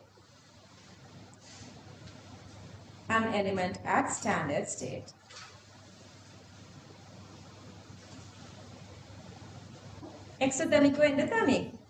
නේද? අම්මගේ connection විදින්න නම් විදින්න එක්කනට මාත් try එකක් දෙන්න වෙනවා. Energy මොකද ගන්න වෙන්නේ?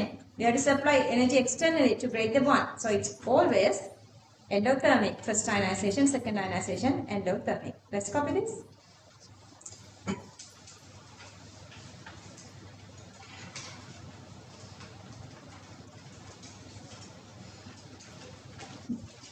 I get now you guys are getting a little vision. I guess you guys got the vision today. So that the page that we left, just fill it. We've left a page to write any your attitude, just fill it.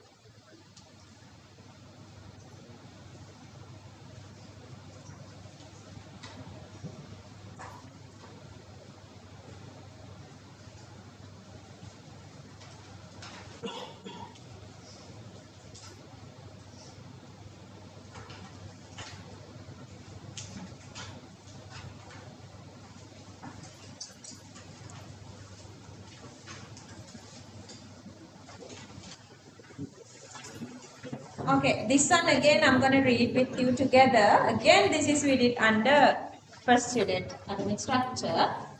Topic number 13, standard enthalpy of second ionization, that is IE2. IE2. So let's read this together. Enthalpy change that occurs in formation of one mole of gaseous dipositive ions by removing an electron from each ion that is more weakly bonded to nucleus from one mole of unipositive gaseous ions at standard state. See, unipositive, dipositive, all are gaseous. We are making one mole of this by one mole of initial, removing one mole of electrons. Okay, let's copy this symbol. Delta H theta IE2. Delta H theta IE2. Let's try the definition. Enthalpy change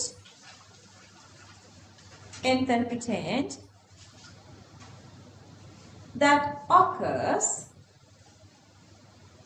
enthalpy change that occurs in formation of one mole of gaseous dipositive ions. One mole of gaseous dipositive ions. By removing an electron,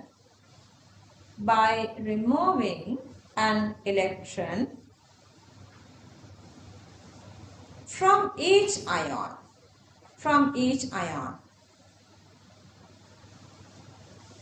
that is most weakly bonded, from each ion that is most weakly bonded to nucleus, most weakly bonded to nucleus from one mole of unipositive gaseous ions, from one mole of unipositive gaseous ions at standard state.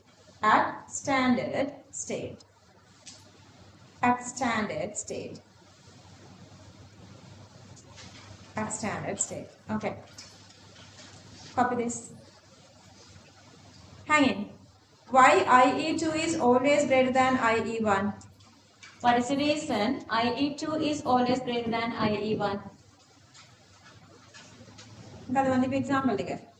අම්මට බබාලා දෙන්නෙක් නම් එක බබෙක් වුණාම නේද? අනිත් බබාට ගෙයින් එළියට තියාලා room එකේ එළියට තැන දෙන්නේ නැහැ. නේද? Attachment එක වැඩි. So once you remove one electron away, nuclear charge is high. For the second electron, nuclear attraction is greater. So you need more energy to get the second electron away. So for the second electron, you have to provide more energy. So IE2 is always greater. Okay, copy this. If you guys don't understand this, go back and read unit 1. Or go through the recordings again.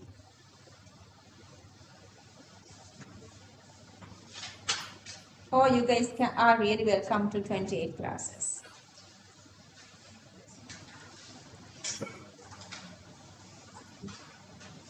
How many more months for all of us?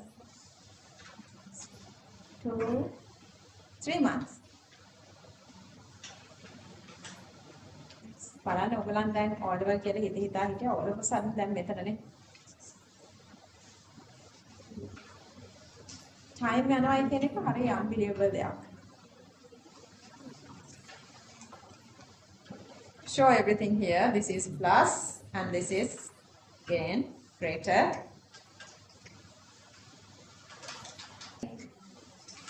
ඊළඟ දෙකත් අපි නිකන් යන්න පුළුවන් ලේසියට. මේකත් අපි first unit එකේදී දුන්නා electron gain. You are gaining electron. Electron gain, you are gaining electron.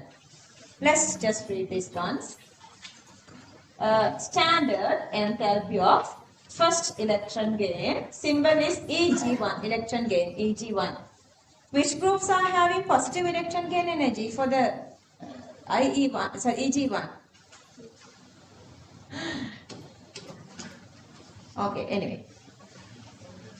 Why is that? Okay, Nathan, you are laughing at me. What is the reason? Tell me the reason. Why group 2, 15, 18 are positive? Yeah, because they have half filled and completely filled configuration. They don't want electron.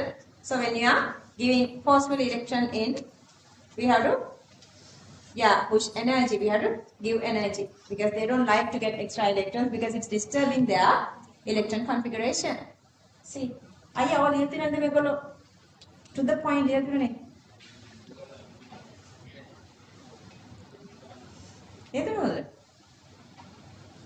Oh, okay.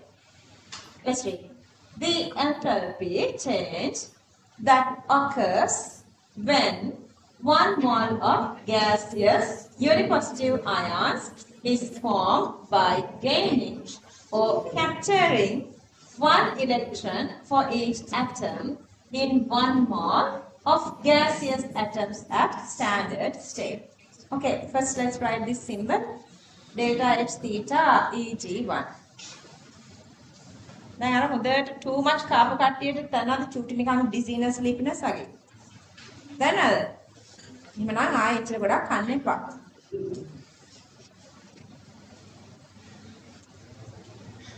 Okay. The enthalpy change that occurs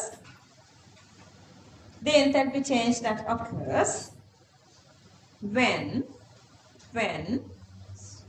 1 mole of gaseous uninegative ions. This time negative, okay? Gaseous uninegative ions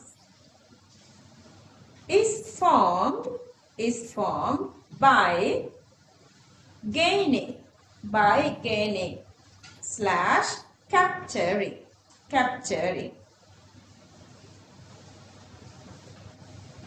1 electron for each atom. 1 electron for each atom in 1 mole of gaseous atoms. In 1 mole of gaseous atoms at standard state. 1 mole of gaseous atoms at standard state.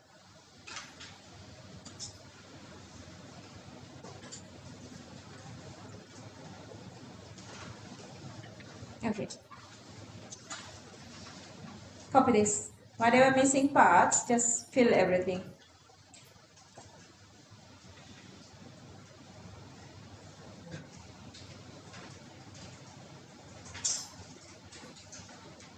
Just fill everything, all the missing parts. But you guys know sometimes bad people works better. They pretend like they are not working. Can we move on? Just fill everything. For group 2, 15 and 18 elements, first electron gain enthalpy is endothermic process except for phosphorus, delta H Eg1 positive. For others, it is an exothermic process.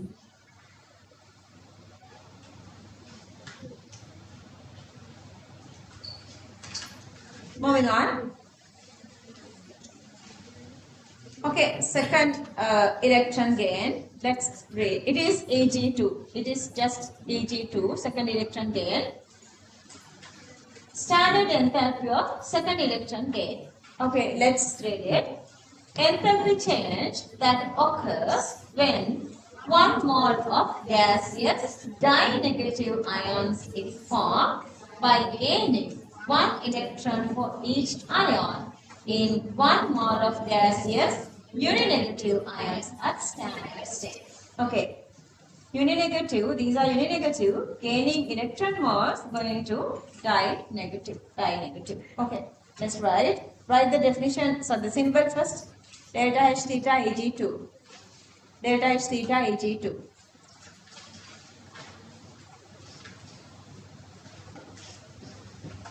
මට 19 cut එකකින් හම්බෙච්ච gift එකක් ඒ. ඒක නේද ලස්සන නේද බලුවේ? වෙලා බලනවා නෙමෙයි ඔයගොල්ලෝ. Okay. Enthalpy change that occurs when 1 mole of gaseous enthalpy change that occurs when 1 mole of gaseous di-negative ions is formed by gaining 1 electron for each ion. 1 electron for each ion.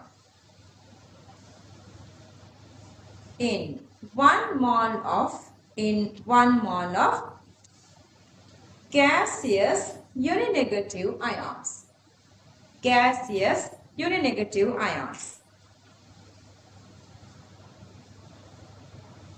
At standard state.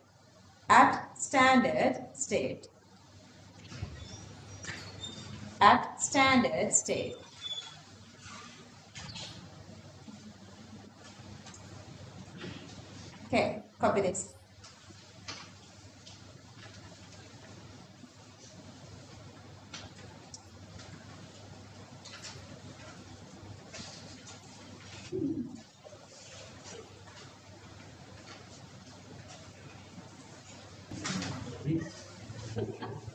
My last one,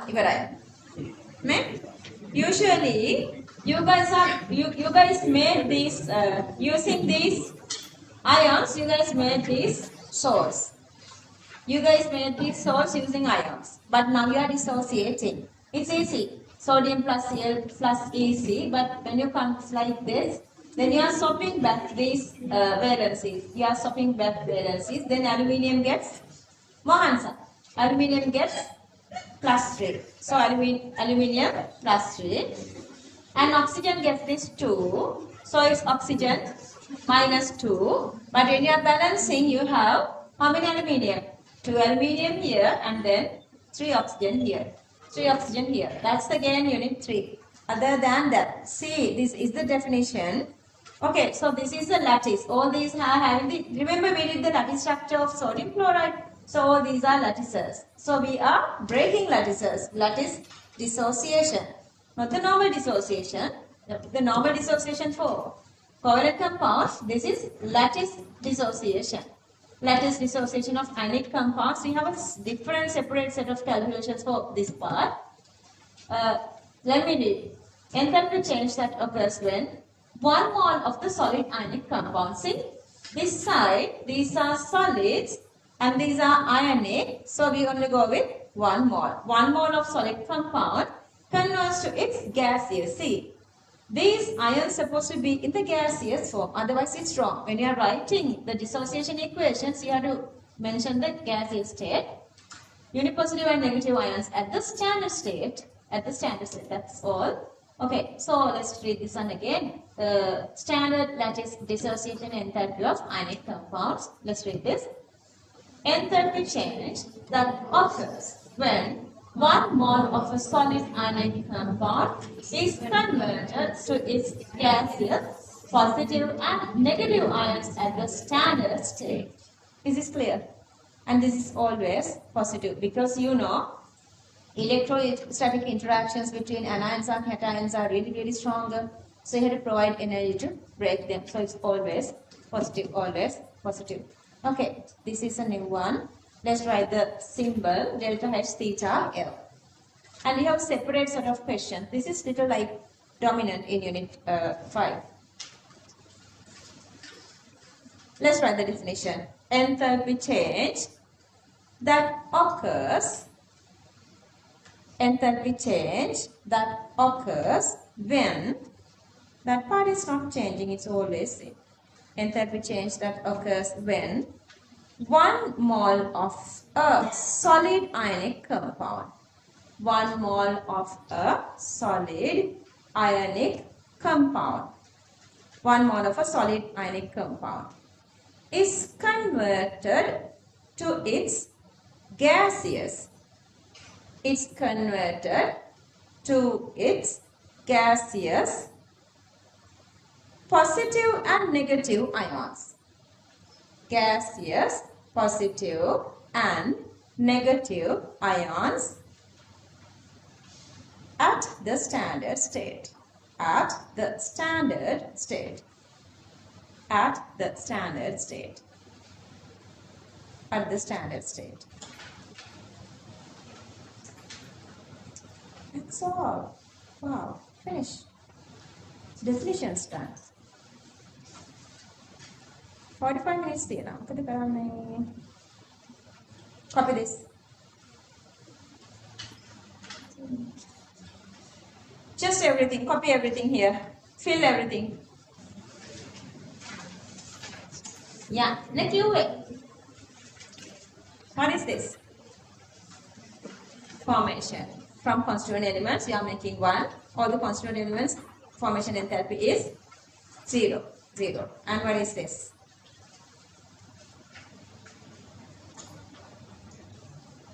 Combustion. Burning of 1 atom or 1 molecule, whatever the element or whatsoever. And this is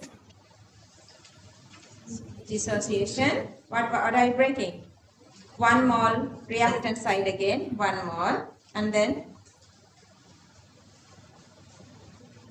neutralization. What is this? Any acid base, H plus, 1 H plus, 1 OH minus, 1 water.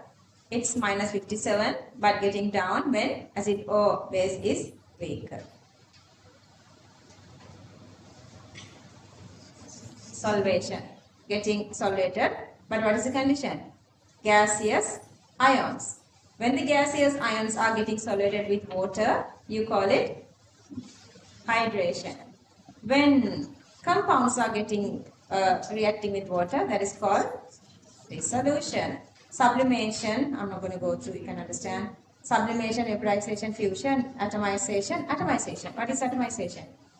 Making 1 mole of atom. So which direction is, which side is 1? Product side, 1 atom. Product side is 1 atom. IE1, IE2, EG1, EG2. Lattice is again, lattice dissociation. Using the lattice you are making negative and positive ions. Understood? Okay, little more to go before we are starting calculations. I'm not sure we have enough time for that. Anyway, before moving that, this thingy. When remember, I told you guys this enthalpy and entropy both are state functions, depend only on the reactant and product, does not depend on the path. Since it does not depend on the path, let's say we are going from A to B. Manisha, we are going from A to B, so that either going through C, either going through C, D and B, it's same, so that A to B, if the value is delta H1, that delta H1 equals this part, delta H2 plus delta H3. See, delta H2 plus delta H3 again equals this same half, delta H2 plus 4 plus 5. 2 plus 4 plus 5. This is called Hess law of constant heat summation or indirect determination of enthalpy.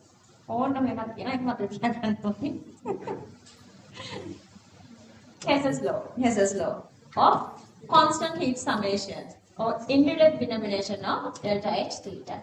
Okay, let's read this little part. Enthalpy change of a certain process is constant if it is started with same substance and ending up with same substance. Therefore, the net enthalpy change of process is independent of route which the process has been carried out. Okay, see, Hess's law is simply a consequence of the state function property of enthalpy. What's the meaning of state function? Depending only on the initial and final, but does not depend on the path. Clear that? Okay, fill this, whatever this topic is there, just fill this. Who's right now? And I'm thinking, කතාව කතාවද කියන්නේ ගෙදර ළමයට කතා කියලා වැඩක් නැහැ. ඉගෙන ගන්න ළමයට කතා කියනවා. කොච්චර කාලෙ මදි නේද? අම්මලා බයිනවා නේද ඔබ කොච්චර පාඩම් කරාද? එහෙම තමයි මම. දැන් බලන්න මම ගිනෝත් අයියට එහෙම දෙන ආදරේ. මම ආදරේ දෙන්නේ දිනපු ළමයින්ට විතරයි. පළදෙන ළමයින්ට ආදරේ දීලා බෑ. ඒගොල්ලෝ හරිය නරකයි. තමන්ගේ ෆියුචර් එක ඩිස්ට්‍රොයි කරගන්නවා තරම් තව දෙයක් තියෙනවා. මට ඇත්තටම ඔයාලා ගෲප් කරන්න ඕනේ.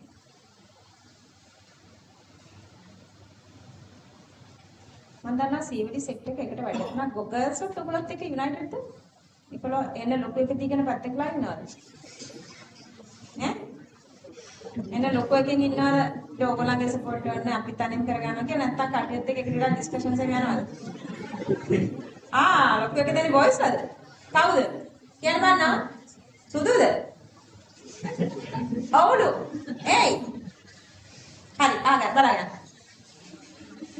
Enthalpy change of a certain process is constant if it is started with same substance and ending up with same substance. Therefore, the net enthalpy change of process is independent of route which the process has been carried out. Hess law is simply a consequence of a state function property of enthalpy. Okay, copy this.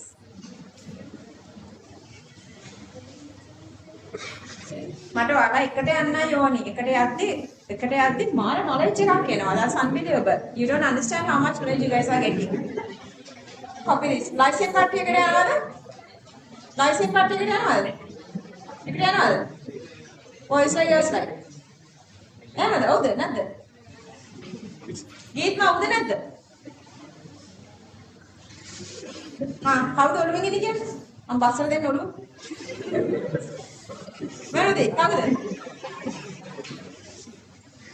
අන්න බයිනා.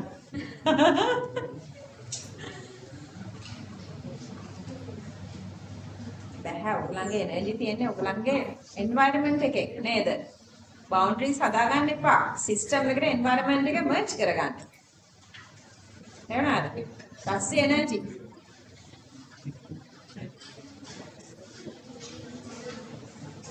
ඔයාලා දන්නවද සම්මේ අනුරාධයි යශෝදරයි first year baby love එක baby friendship එක first year baby college friendship එක hard thing සහෝදරයෝ නේ දැන් අද එකම මේ friendship යනවනේ හරි ලස්සනයි ඉතින් රණ්ඩු වෙන්නේ ගියාම රණ්ඩු වෙනා මොකද වගේ අර අවුරුදු 5 6 ළඟ රණ්ඩු වෙන්නේ ඒ විදිහමයි අද රණ්ඩු වෙන්නේ ගියාම අන්න තව චුටි පාට එකක් තියෙනවා මේ වචන චුට්ටක් weird Lavoisier and Laplace law. Lavoisier and Laplace law.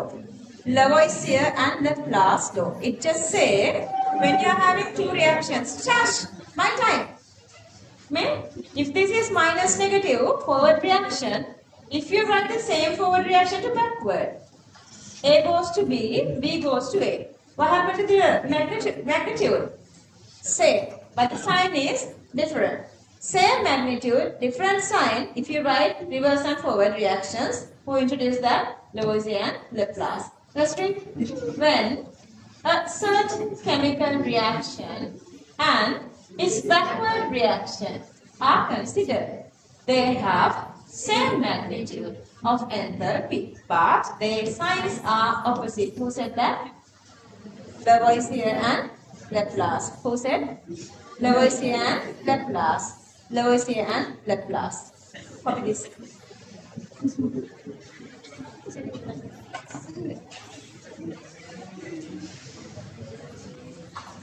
ගන්න එක ගන්නම තමයි next week මෙතන. අද නටන්නකො කකුලෝ නටනවා වගේ දිහාලින්.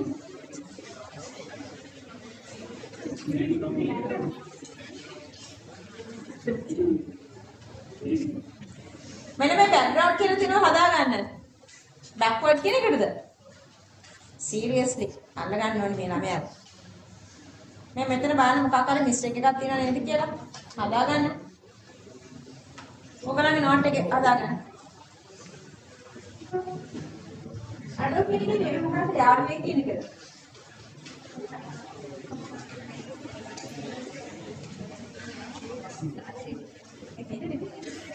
මේක පොයින්ට් එක බෑග්ග්‍රවුන්ඩ් කියන්නේ.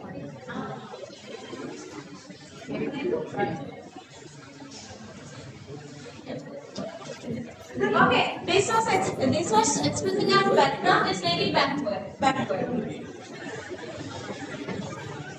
දැන් නම් ඇත්තටම ක්ලාස් එක නවත්තන්න වෙලාව ඇවිල්ලා වගේ.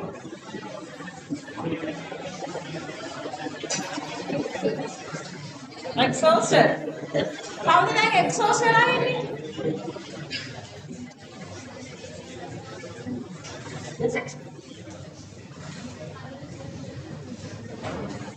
කාටද චොක්ලට් කේක් කන්න ඕනේ?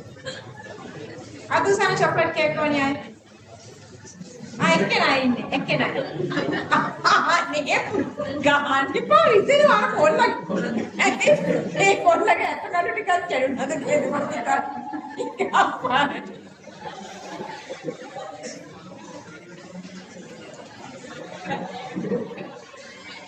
විනාඩියක් ගෙනාගෙන දෙන්න.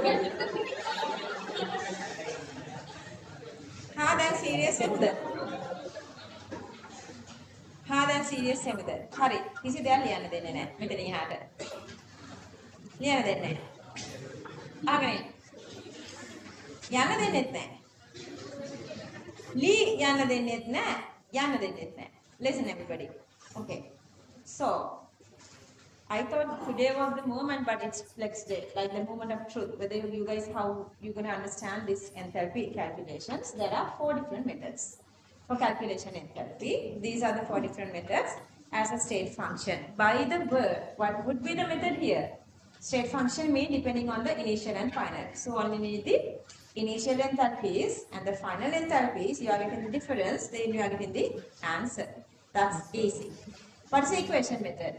Okay, they are giving some sort of a question. You are writing an equation for that given question, and they are giving some sort of a data. Then we are writing couple of other equations for given data. Then you're going to get the initial equation by the other equations. That's again the manipulating of equations. Let's say equation 1 and 2 together gives a third equation. Then enthalpy of 1 and 2 gets the third equation's enthalpy. That's again easier. Thermodynamic cycle and the energy level diagrams are the most challenging. The one which asking for the exams. Sometimes they are not asking, like they are giving the question, calculate the enthalpy. Then you are free to use any of these. Sometimes they say, calculate the enthalpy using thermochemical cycle. Then it's a must that you understand the thermochemical cycle. Okay, I'm going with the very first question. See, just listen everybody. Next day we're going to do this. Today you are getting this practice. Okay, එතකොට මම ඊළඟ දවසේ question එක කරන විතරයි කියා දෙන්නේ. අහගෙන ඉන්න. මට කියන්න ක්වෙස්චන් එක. Considering flowing thermochemical data, calculate standard enthalpy of combustion of benzene. Okay, now look at this and tell me what is this. This is enthalpy and this is standard. This is combustion. This is so how do you say that? Standard enthalpy of combustion of benzene which is in the liquid state. Understood? But they were given, see, what kind of data they were given here? Tell me. Yeah, na pena. What data they were given? Delta is theta, F. Can you know Formation. Formation තුනක් දීලා combustion එකක් ගැන අහනවා. Okay, so what is the very first step? 95% of the time, very rarely it's changing, 95% of the time you are just writing the equation for the given question. Okay, what is the equation for the given question? What is the question? They are asking what? Combustion enthalpy. So what do we write? We have to write equation for combustion of what? Benzene. So what do we do? We have, what is the formula of benzene? C6H6. Then once you burn it, what would you get? CO2 and H2O. How many? That's depending on how many carbon and how many hydrogen. So that by that you are writing the equation. So this is the equation.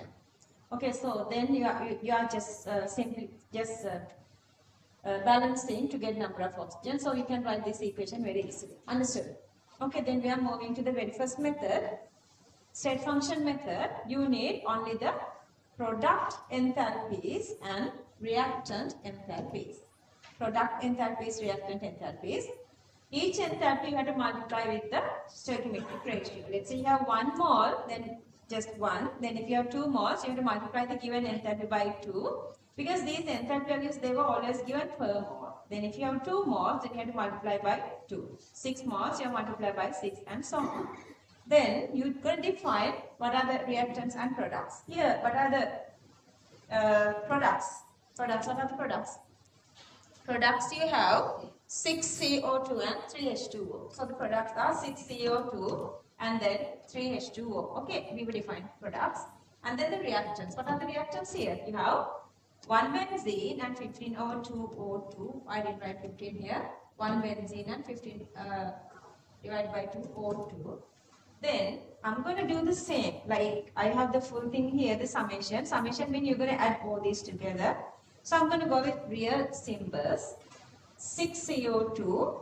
So these CO2s, they were given the formation enthalpies. So the formation enthalpy of product minus formation enthalpy of reactant gives the full combustion enthalpy of benzene. So the formation enthalpy of carbon dioxide is delta H theta F carbon dioxide gas.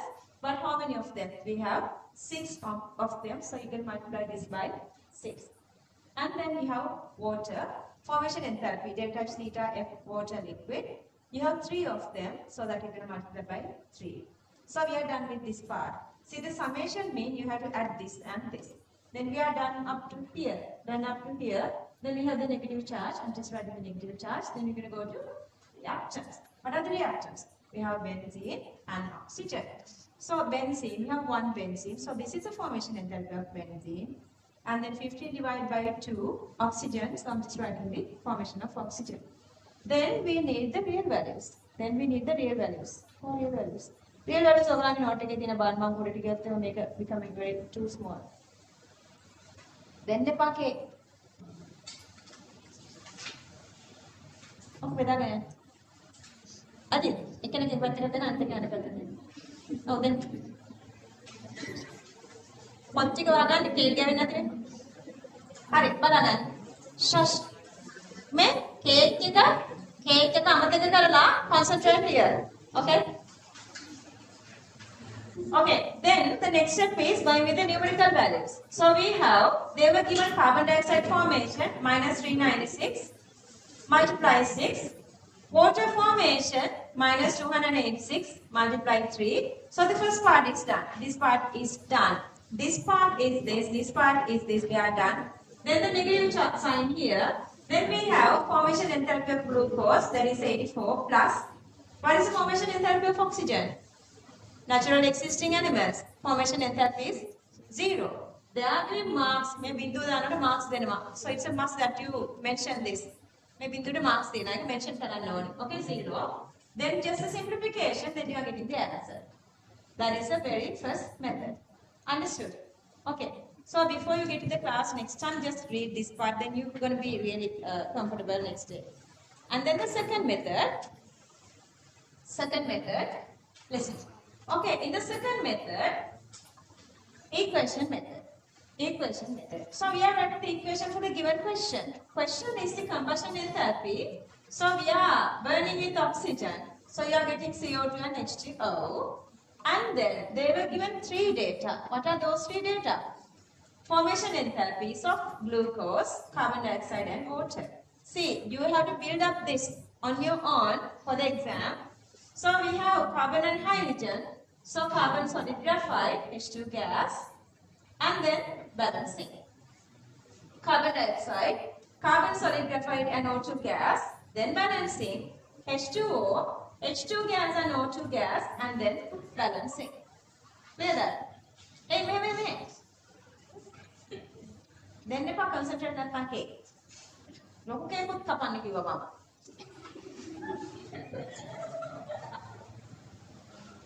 Understood? Now, we're going to build up this equation using these three. Clear? This equation, we're going to build up using these three. So you guys can see you have 6 carbon dioxide here, but you have 1 carbon dioxide here. So if you need 6 carbon dioxide, you're going to multiply this by 2. So that you are multiplying this equation number 2 by 6. How many water molecules are here? How many water molecules? 3 water molecules. But how many are here? 1. So you have to multiply equation number 3 by what? 3 to make 3 here. Plus, see, benzene is in the reactant side. Here benzene is in the product side. Then you have to go reverse with this one. To go reverse, you have to write this as a subtraction or negative. Clear that? Understood? So that second equation multiply 6. Second equation multiply 6. Third equation multiply 3. See the third equation multiply 3. If you subtract first equation from that, then you are getting this one. So that you are doing the same thing to enthalpy values. So you are doing the same thing to enthalpy values. So you are getting the same 3300. See, you are multiplying second equation by 6, carbon dioxide by 6, third equation by 3, water by 3, then minus benzene value. So you are getting the same answer. Listen. Listen. Okay. So, third method is complicated. So, you have again thermochemical cycle. I am going to thermochemical cycle. I have benzene. This is my initial equation. In the initial equation, I have carbon dioxide and water made by burning benzene. Then, they were given these 3 equations. These 3 equations. So, all these are again, you guys can see here. Benzene is here. Carbon dioxide is here. And then H2O is here. All these were made by what? What is this? Constituent elements. Constituent elements. So I'm going to put all the constituent elements to one single bucket.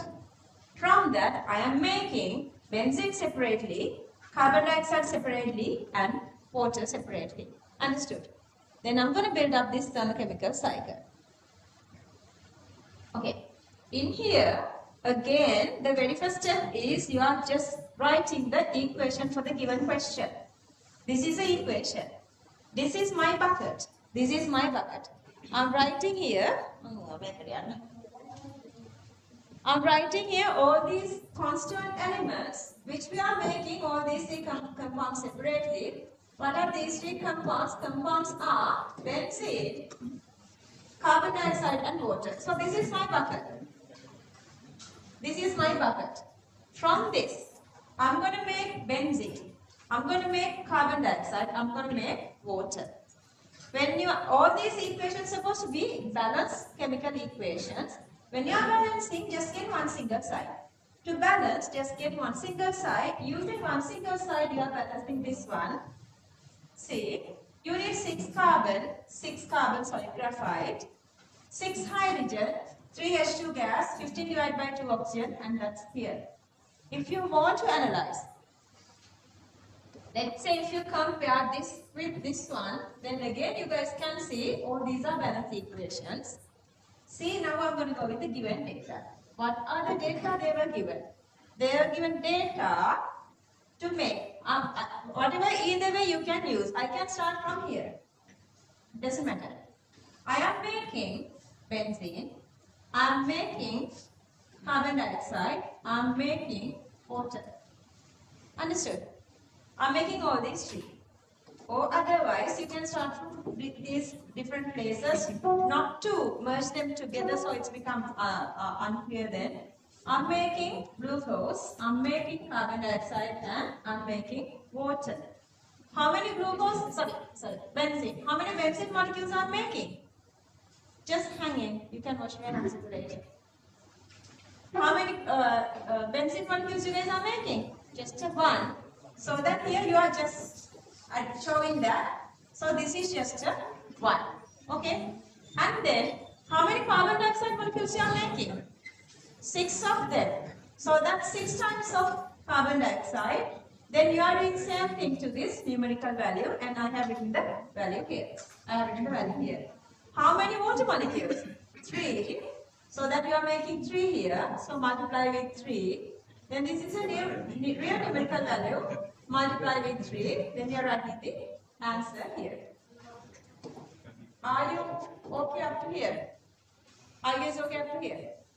And then, according to Hess's law, depending on initial and final, not with the path. So, how do you find the initial? Initial means, Mandira. Roshni back. Initial means all the arrow tails. Make one arrow tail, another arrow tail, another arrow tail. That's supposed to be the initial. If you want to find the initial position, see all the steps supposed to starting with the arrow tail. So this is my initial. This is my initial. Now tell me what is the final. Arrowheads. What is final? Either benzene plus O2 or CO2 and H2O. CO2 and H2O. See? All the arrowheads are here. Why we cannot get this one? We cannot get this one. See, here this is the head and here this is the tail here. So this is my ending point. This is my ending point. Okay. Now I have two different paths. I have two different paths. Either from here to here. Or otherwise directly from here to here. Understood? First part I have formation benzene, burning benzene. And the other part I have other side I have carbon dioxide formation plus water formation. Okay, so that these green two sets and these black two sets are equal. What is the unknown? Only this is unknown. So this is the only unknown. So you can find that. You can find that by just simplification. See, this is the only unknown. Only unknown in this one. Just subject, you can get the answer. Same answer. Clear? I guess okay. ඔන්න ඊළඟ එක. තවත් ටිකක් complicated. සිහියෙන් අහගන්න. Last one is energy level diagram. Energy level diagram. I'm going to move on to the energy level diagram.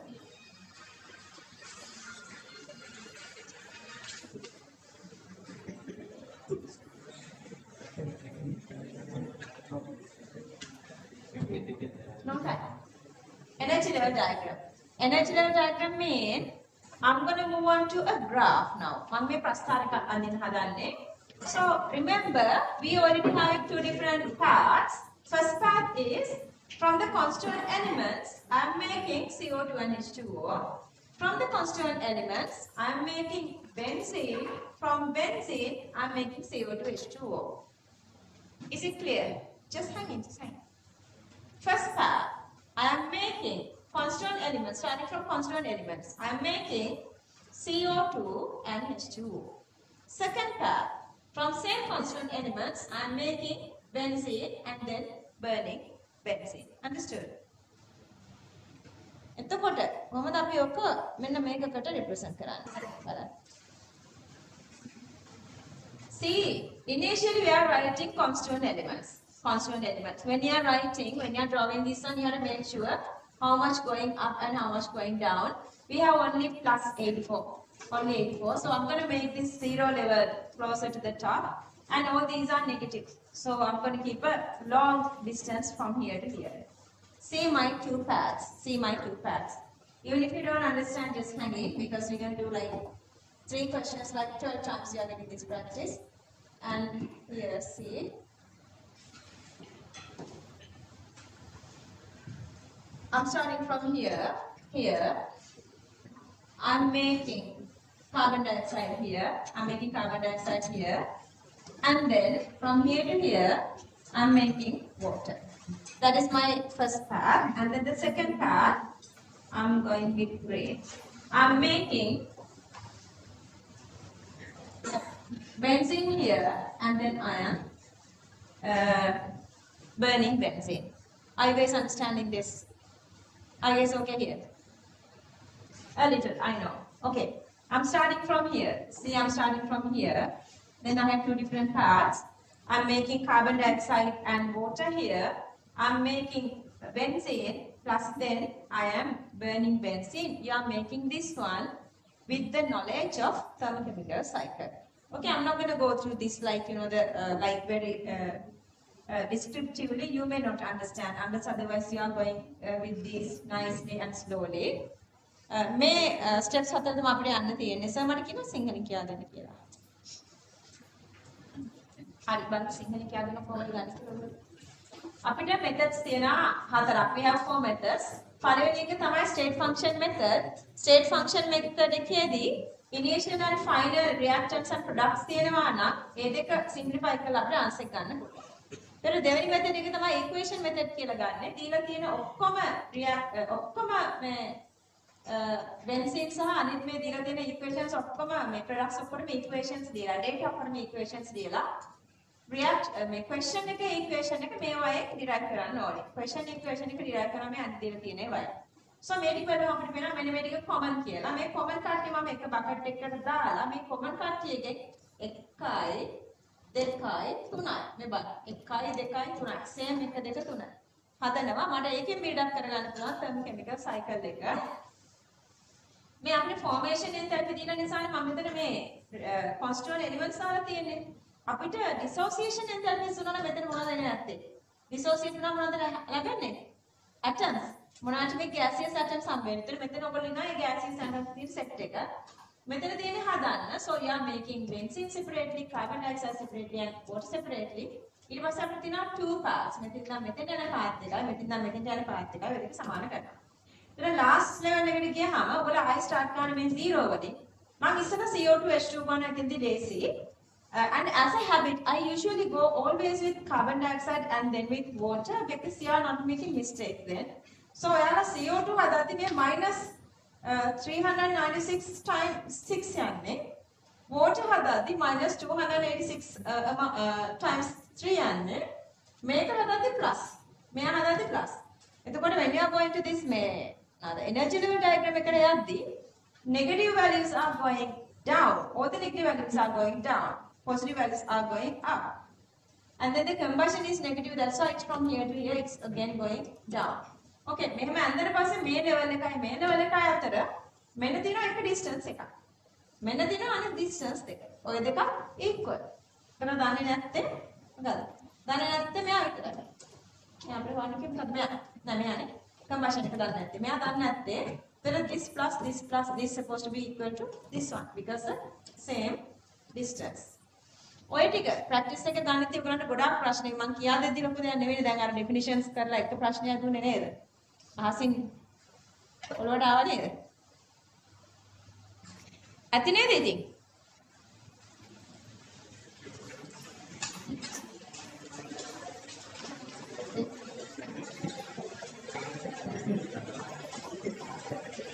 just listen for a second තත්පරයක් ආගන්න තාම මගේ time තාම 5 minutes තියෙනවා හරි අනේ next week එකේ තමයි ඔයගලන්ට එන්නේ energetics වල challenging part එක maximum try කරන්න ඕනේ physically class එකේ ඉන්න definitions එක හොඳට ඔළුවට දාගෙන එන්න otherwise this is going to be hard okay bye take care everybody bye online students